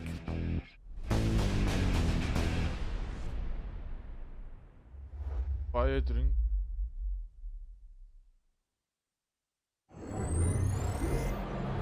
You can see the full documentary at the URL below. Next, Larry and Jeff are going to tell us what's coming to Xbox Game Pass. Guys, are we going to keep on the Halo theme? Tell me so. Yeah? For yeah? you, Julia, anything. Do we have it? I think we have it. Oh, you know means, Jeff. If you've got Xbox Game Pass, good news. Galera, the outra versão de Master Chief Halo, hein? Collection is coming. All right. That's right, one of the most requested Our Game duty Pass. as soldiers is to protect humanity, whatever the cost.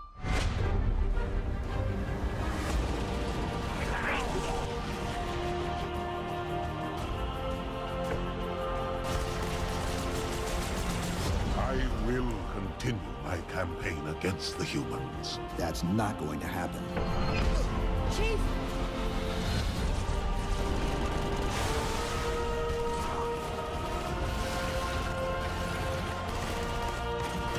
If he leads the Covenant fleet to Earth, they won't stand a chance. You have to stop him.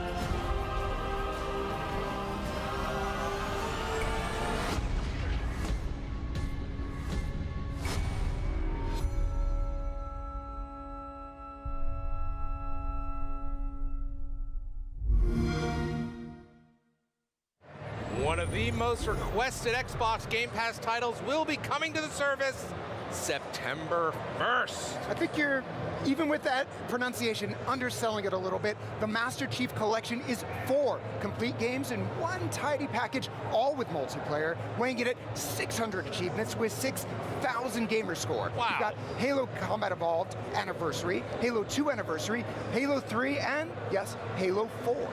More importantly, though, this represents a major milestone for 343 Industries and the community, spanning several months. They've worked together in the Xbox Insider Preview program to test and refine major new improvements to Master Chief Collection. Now, when it releases September 1st on Xbox Game Pass, the Master Chief Collection, all of these improvements will be available, including improved matchmaking, offline LAN support, faster load times, and Xbox One X enhanced improvements, including 4K and HDR support, and even better, if you're a multiplayer fan, check it out, 60 frames per second. Halo 3 multiplayer on the pit at 60 FPS, I'm in. It's like butter. Now, that's the update you're going to see in September. The team, they're not done. Master Chief Collection will continue to see improvements, including an upcoming custom game browser, so you can create and find unique player-created matches and game types. Find what you want. Oh, God, I love this. This is so fantastic. Now, that's a whole lot of news. How about we tag out and bring some new hosts in so they can keep going? Ready? Go! Slap hands. We're good. All right. All right, yes, that is huge news for Halo fans, but the Xbox Game Pass team has also had themselves one whale of an August. We've had Hitman Season 1, which, if you haven't played it, harkens back to the best, most creative, challenging, and strategic entries in the series. Agent 47 has never had so many toys to play with and opportunities to exploit. The team also added Ruiner and Rise Son of Rome, which I know is one of the very first games. We both loved it. Like, first time, got my Xbox One, run home, and just finished playing that game. It was awesome.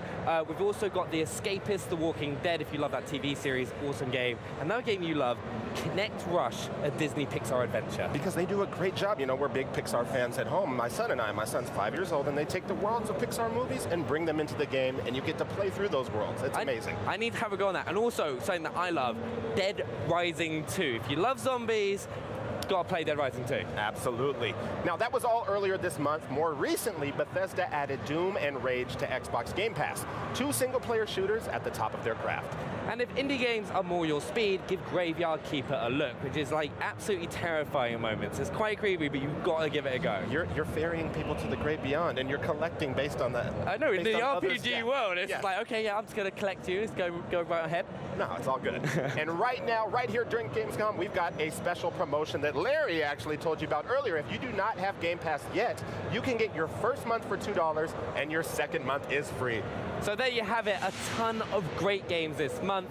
Master Chief Collection coming September 1st with a huge update, including Xbox One X Enhanced and a special Gamescom only promotion for Xbox Game Pass, $2 for 2 months of Game Pass if you're not yet a member.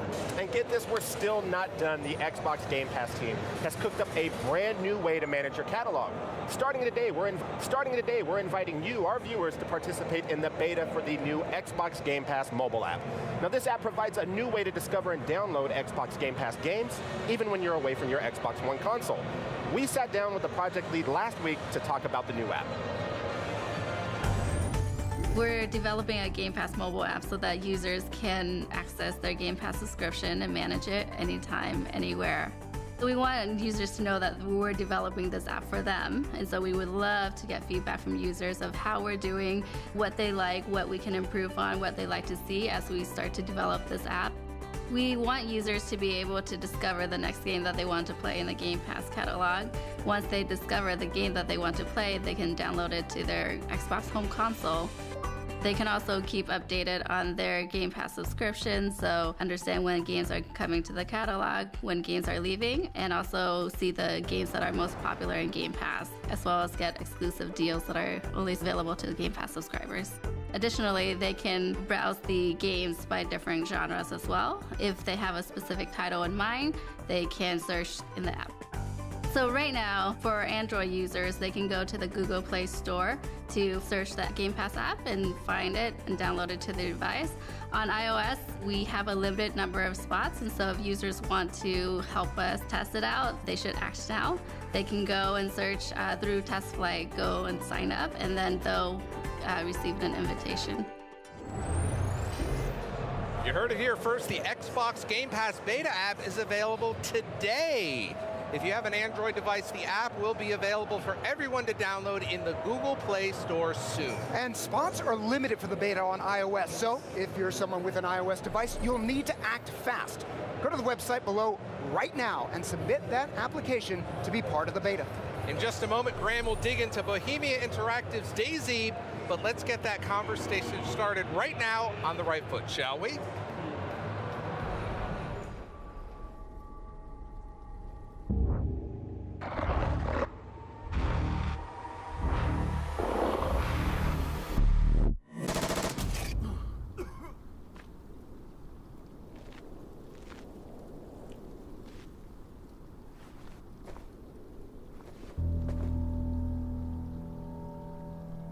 Tem P9, hein? Vê que equipe é essa. Anybody out there? Do you hear me?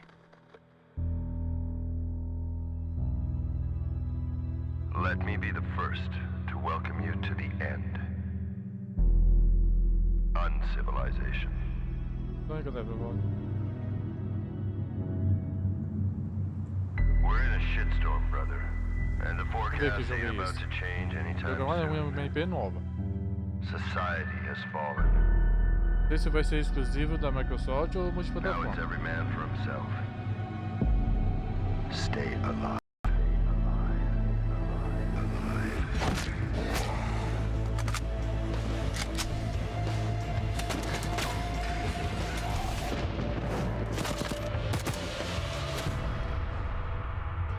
This place will test you, beat you down, bleed you dry.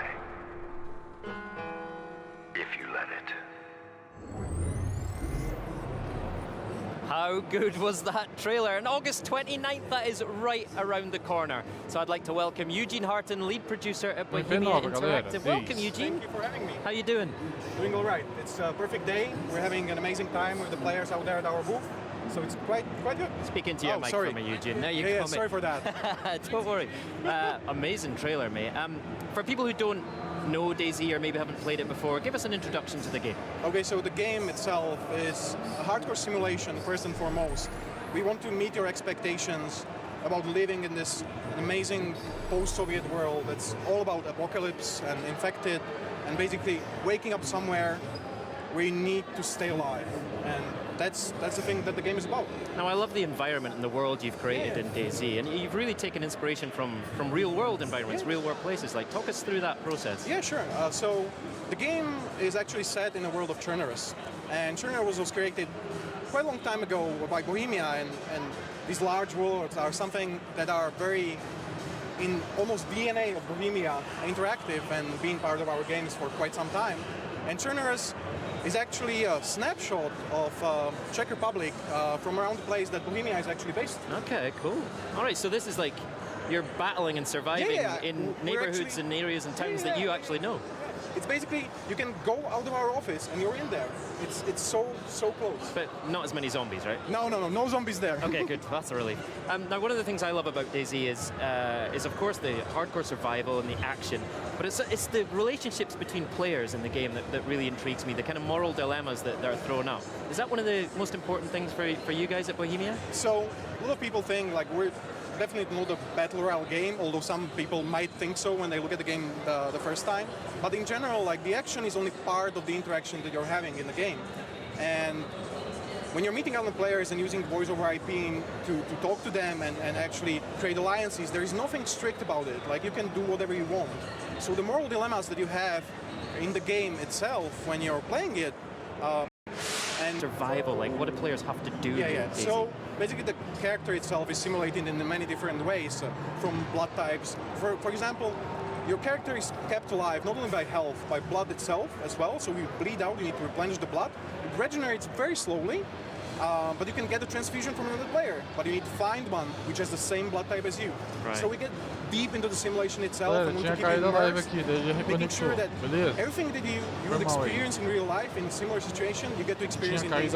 Amazing. Now, so DayZ, we've seen the day August 29th coming to Xbox Game Preview. Do you have a short message for Xbox gamers, entering the world of DayZ for the first time? The one thing that I would really want to say is that DayZ is an amazing hardcore game, and I can't wait for you guys to actually try it out on 29th of August when it comes to Game Preview. I don't think there's experience like DayZ anywhere else on Xbox, so I'm hopeful that you'll at least try it and enjoy it as much as we do. All right. Eugene, that's amazing. I can't wait to try it myself. August 29th. So much great info there in DayZ, right? So, on to Division 2. At E3, they showed us a glimpse of a ravaged Washington, D.C., but the team is back with a brand new look at the world you'll be fighting for next year. Let's take a look, shall we? How could this have happened here? Of all the capitals, of all the nations on Earth,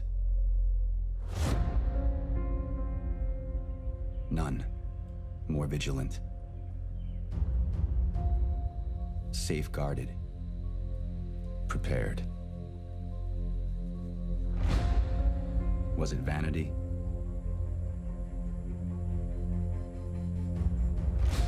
Bad luck? Or something more sinister? One thing is beyond question. This is where we push back. This is our defining moment. If we fail, our nation falls. We are the free world's last line of defense.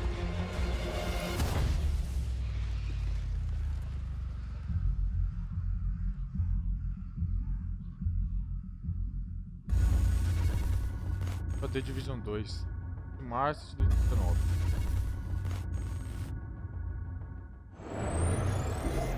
We're here with Rich and Dan to talk all things Shadow of the Tomb Raider. Welcome, guys, and thank you very much for joining us, because today we're going to get a sneak peek at Warrior's Trial. Can you tell us what we're going to look at just in a moment? We're all big Tomb Raider fans. We were talking about this actually right before we went live. Just a few weeks left, yeah?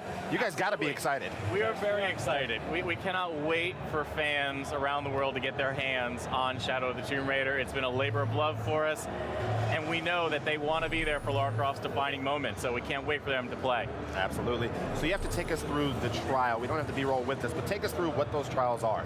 So Shadow of the Tomb Raider is all about bringing the tombs to the most terrifying level that they've ever been, and the Warrior's Trial is an amazing example of that, because you have to remember Lara Croft is at the height of her skills. She is the most capable, the most calculating she's ever been, so in order for there to be a challenge, we have to dial up everything else. So the tombs, the combat, the traversal, everything has to be even harder to give you a challenge, to give Lara a challenge. So Warrior's Trial is all about delivering that challenge. And the Warrior's Trial for us, when we start thinking about it at the beginning, it was all about, when we talk about on Rise, about deadly tombs, the tomb needs to be more dangerous. In this case, for Warriors Trials, is a perfect example of everything tries to kill you. Even the things that you interact with try to kill you. And the interesting part of that tomb, the actual tomb that you're going to see, it's really a mechanism. You know, it's a mechanism coming from the ground. This is something we push. We have one guy on the team that built all that with some Lego, so physically building it, and he did a lot of research to make sure that what we're showcasing, even though it looks like technologies that they could use the Mayan at the time, they didn't do it because we're stretching reality, but they had the technology to do that. Whatever was with hydro, with hydraulic and things like that, it was really possible. So this is very exciting to show. We do have some gameplay as well, which we're going to take a quick look at as well. So should we kind of throw this on? So what are we seeing here? It's on the top. Yeah. So of course we have to start with the high dive, right? It's the fan favorite. Of course. We love letting Lara go full 360-degree movement underwater. So we start just by letting people know that if you explore enough, you may find even a challenge tomb underwater, because underwater survival is a key part of Shadow of the Tomb Raider. Rise of the Tomb Raider, you were just paddling around the surface, you could submerge just a little bit. Now this is full-on claustrophobic, manage your oxygen. That scares me because I remember the first time I wandered in the last Tomb Raider game. I wandered too far into a cave expecting to find a tomb, and I found a bear instead. And I already heard you mention everything wants to kill you. Everything does, and that's the same thing with underwater, where you've got moray eels, you've got piranhas, you've got crevasses, you've got to squeeze through. Lara doesn't have an oxygen tank, so again, you don't know what's waiting on the other side. It might just be your death. That's kind of terrifying. So we were pushing the spelunking experience. We kind of like experienced that on Rise of the Tomb Raider. In this case, we pushed it a lot. And one of the only place on Earth that is not fully discovered is all these underground caverns.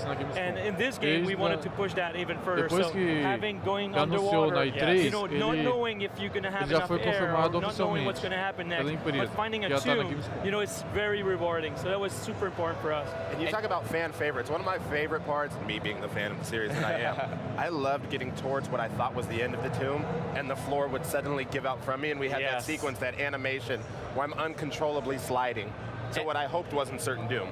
We're absolutely delivering even bigger challenge tombs, so I think you're going to like that, because before, the challenge tombs were great little, smaller areas, but now the crypts are as big as what the challenge tombs used to be in Rise of the Tomb Raider, and now the challenge tombs are as big as the regular tombs. Also, what are we starting to see here, because we're coming up to the end of the gameplay kit? Right, so right now, what you're seeing is another example of all the pieces that Lara has to interact with actually being dangerous as well. You saw that she cut her arm on one of the inactive traps. That's to let you know that those obsidian blades are still going to kill you. So of course there are traps in the tombs, but there are also just puzzle pieces that if you fail to interact with them correctly, will kill you. So this is, right now, we've never shown anything beyond this moment. So this is the first time that you're going to get to see how you have to interact with the different puzzle elements of the Warrior's Trial. And you can see that this is filled with spinning contraptions, blades, flames, everything trying to stop Lara from reaching the secret. You seriously weren't joking when you said everything's been like up to notch. But that spinning flame looks incredible. I love that if the camera cut back right now, they'd see Benny and I hunched over watching this gameplay reveal for the first time with everybody else. Like, we're super excited for this. Well, we love, and thank you. We love making it feel like Lara has to earn the secrets of the world. If you think about Shadow of the Tomb Raider, just like every other game in the Tomb Raider series, it is always about the world being a character that is pushing against Lara to protect its secrets. And so if Lara's at the height of her skills, the world pushes back harder than ever. So things like this challenge tomb are there to protect the skills that you unlock by reaching the center. I'm excited. I know Benny's certainly excited. I want to thank you both so much for joining us. Just a few short weeks away. We're almost there, yeah? Remember, Xbox Game Pass subscribers can play Rise of the Tomb Raider right now. All right, well, you know what goes great with a fantastic new game release? A hot new bundle, of course. Check out the Xbox One X Shadow of the Tomb Raider bundle. So it's got a terabyte of storage, and it comes with the full game download of Shadow of the Tomb Raider, a wireless controller, a 1-month Xbox Game Pass trial with access to over 100 games, and a 14-day Xbox Live Gold trial. So pre-order away. So, coming up in just a moment, Graham will be sitting down with Ralph Fulton from Playground Games to talk all things Forza Horizon 4. But first, a deeper look into one of the announcements from here at Gamescom. Bandai Namco have partnered with Supermassive Games, yes, that's right, Supermassive Games, to bring you an exciting new horror anthology series called The Dark Pictures. The first game is called Man of Medan and will launch in 2019. Here's Pete Samuels from Supermassive to give us a first look.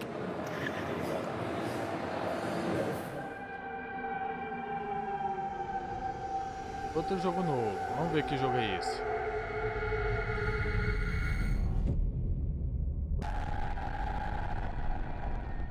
The Dark Peak.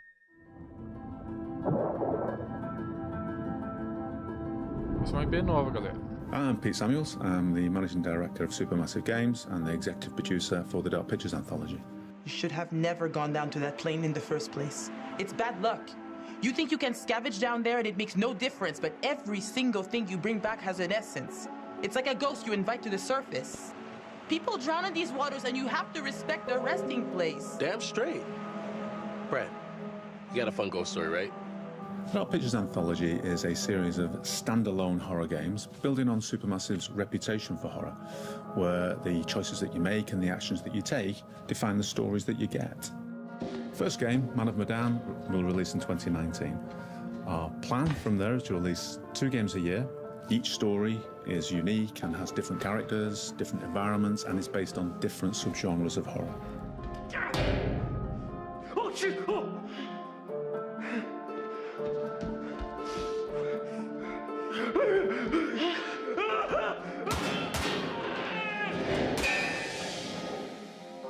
Gamescom 2018 is an incredibly exciting time and important milestone for Supermassive. Not only is it our 10-year anniversary as a studio, and we're announcing The Dark Pictures as a significant horror anthology, but we're also announcing a brand new partnership, an exciting partnership with Bandai Namco Entertainment, and it's the very first time that we're announcing that we're bringing our games to Xbox, and everybody in the studio is massively excited about that.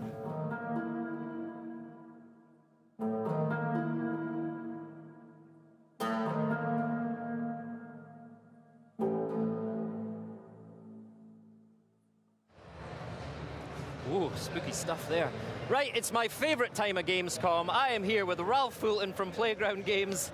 Ralph, how you doing, mate? I'm good, how are you? What do you think of our stage this year? I love it, yeah. It's a good look for the show, right? Yeah, absolutely. I wish we were a bit closer to your McLaren Senna over there. Thank you for bringing it back again. You know you're not allowed any closer than you've been. I got in at E3 and then got into trouble retrospectively because apparently like everyone else was starting to try and get into it. I was like, it wasn't my fault. It's a problem. It's a problem.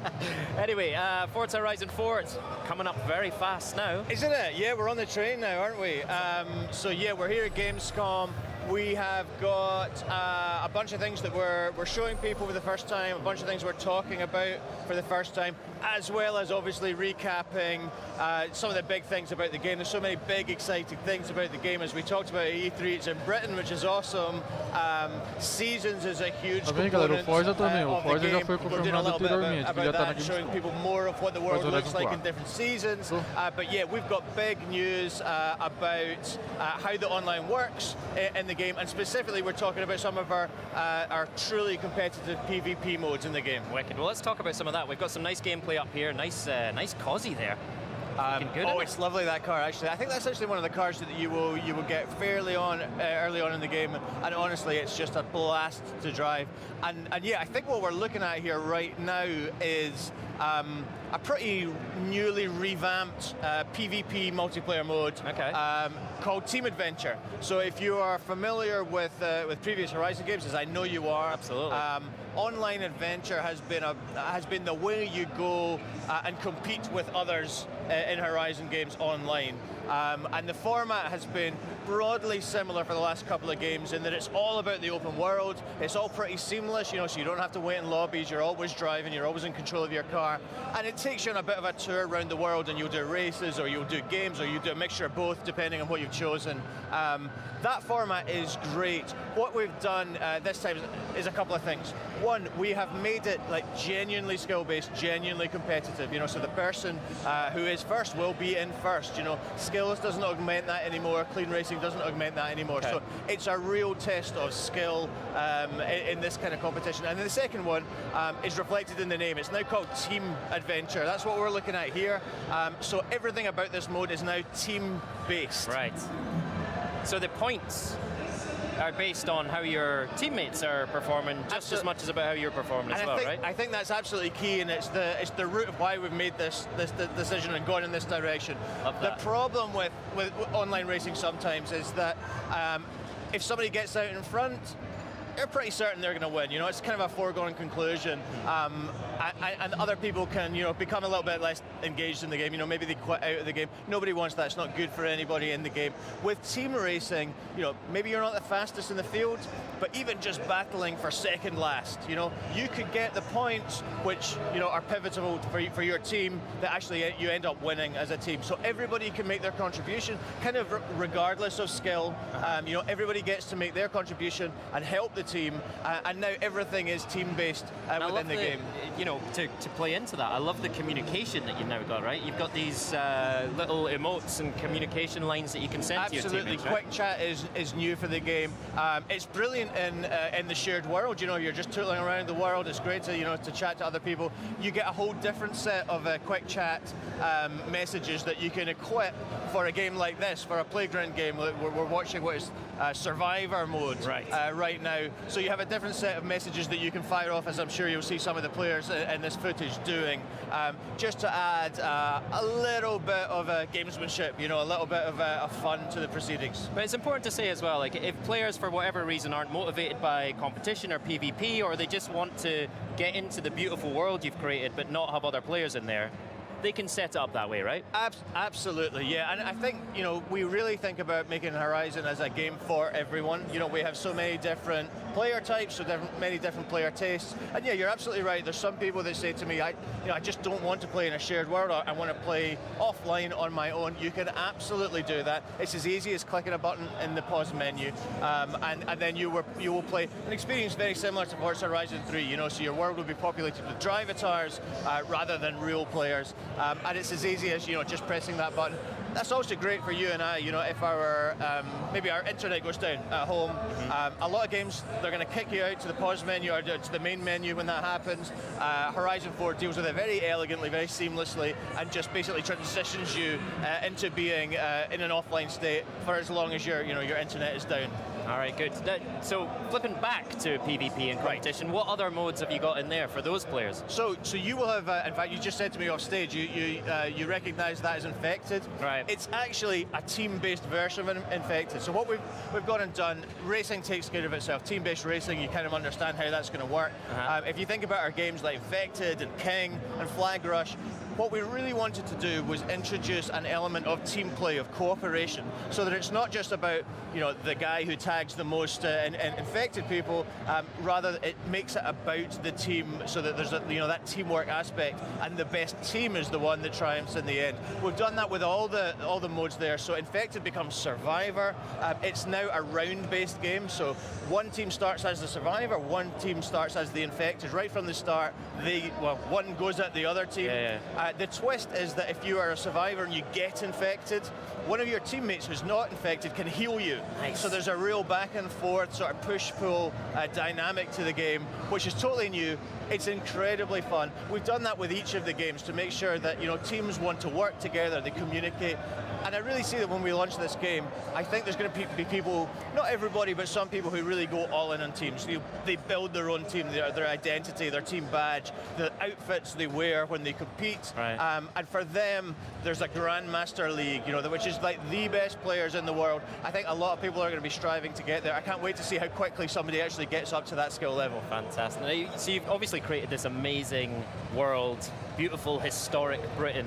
Tell us more about the shareable world and how you can actually share that with other players. Yes, absolutely. So when you're driving around and you haven't opted out, as I described, basically we're just matchmaking you with players. So you are seeing other players where previously you'd have seen drivatars. And I think drivatar technology has served us incredibly well. It does that brilliant thing of injecting personality into your world. How can we get more personality into our world? It's by actually having real people. That's our genuine belief about how that works. And we see this in the studio as we scale up our testing and fill our world with real people.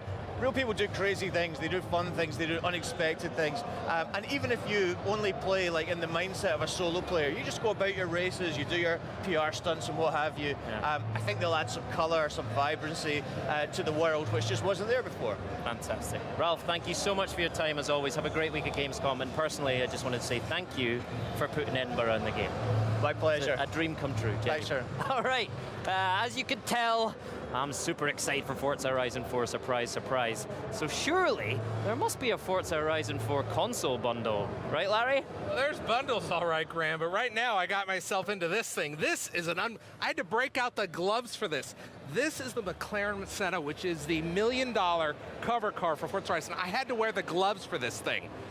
They're going to take the keys away from me. This thing is unbelievable. There's only 500 made, but it is the cover car for Forza Horizon 4. Chris Bishop is here to join us. Chris from the Forza team, great to see you. Great to see you, Larry. Now, this is an amazing vehicle. Yep, it's what can you tell us about this? They're only making 500 of them. It's the perfect car to be the cover car of Forza Horizon 4 because the handling and the aero is just out of this world. Now, we're here to show off this amazing hardware, but we have Xbox hardware to show as well, right? What do we have here? So, happy to announce a Forza também, Xbox galera, One também vai ter S, bundle. $299, comes with Forza Horizon 4, One S e of do course. X pra vender. 1 month Game Pass, 2 weeks of Xbox Live Gold, great value, $299, and it'll be available at launch October 2nd. This is one of the cheapest ways to get this car. Great value. More or less. Yeah, digitally But that's not all. We got more, yeah. What do we have here? So this is the Xbox One X bundle. It includes both Forza Horizon 4 não é, galera, and Forza Motorsport 7. É o Forza 1 month 7 Game com Pass, Forza Horizon 4 2 junto. weeks of Xbox Live Gold. Both, of course, come with the wireless controller. So 2 great options for a new Xbox customers. To get yourself into Forza Horizon 4, which comes out when? October 2nd, and both the bundles will be available at launch. This is fantastic. I know I'm really excited about this game. It was great to see Ralph and Graham together again up on stage. I am so excited for this game. It looks beautiful. I'm going to give this back to you because I got to throw it back to the stage and get back into my car. Chris, thank you so much. All right, now we're going to go back to the stage to wrap things up. Thank you, Larry. It has been an incredible experience here at Gamescom. We introduced Hunt Showdown to the Xbox world.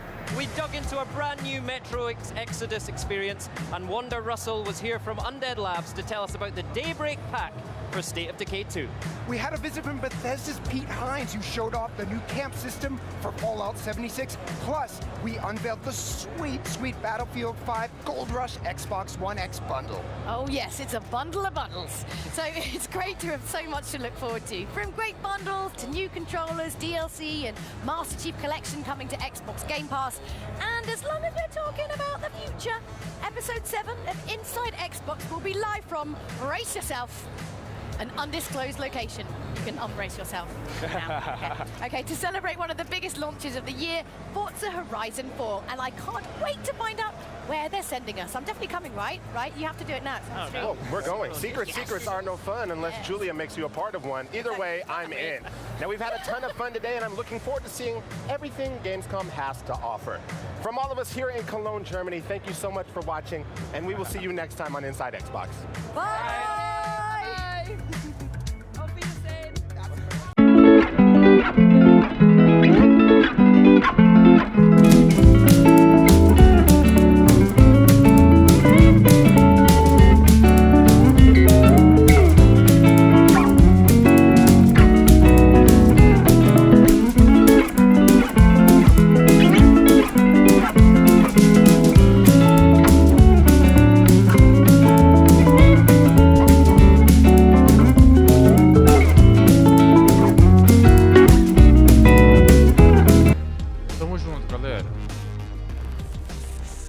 Vou ficando por aqui.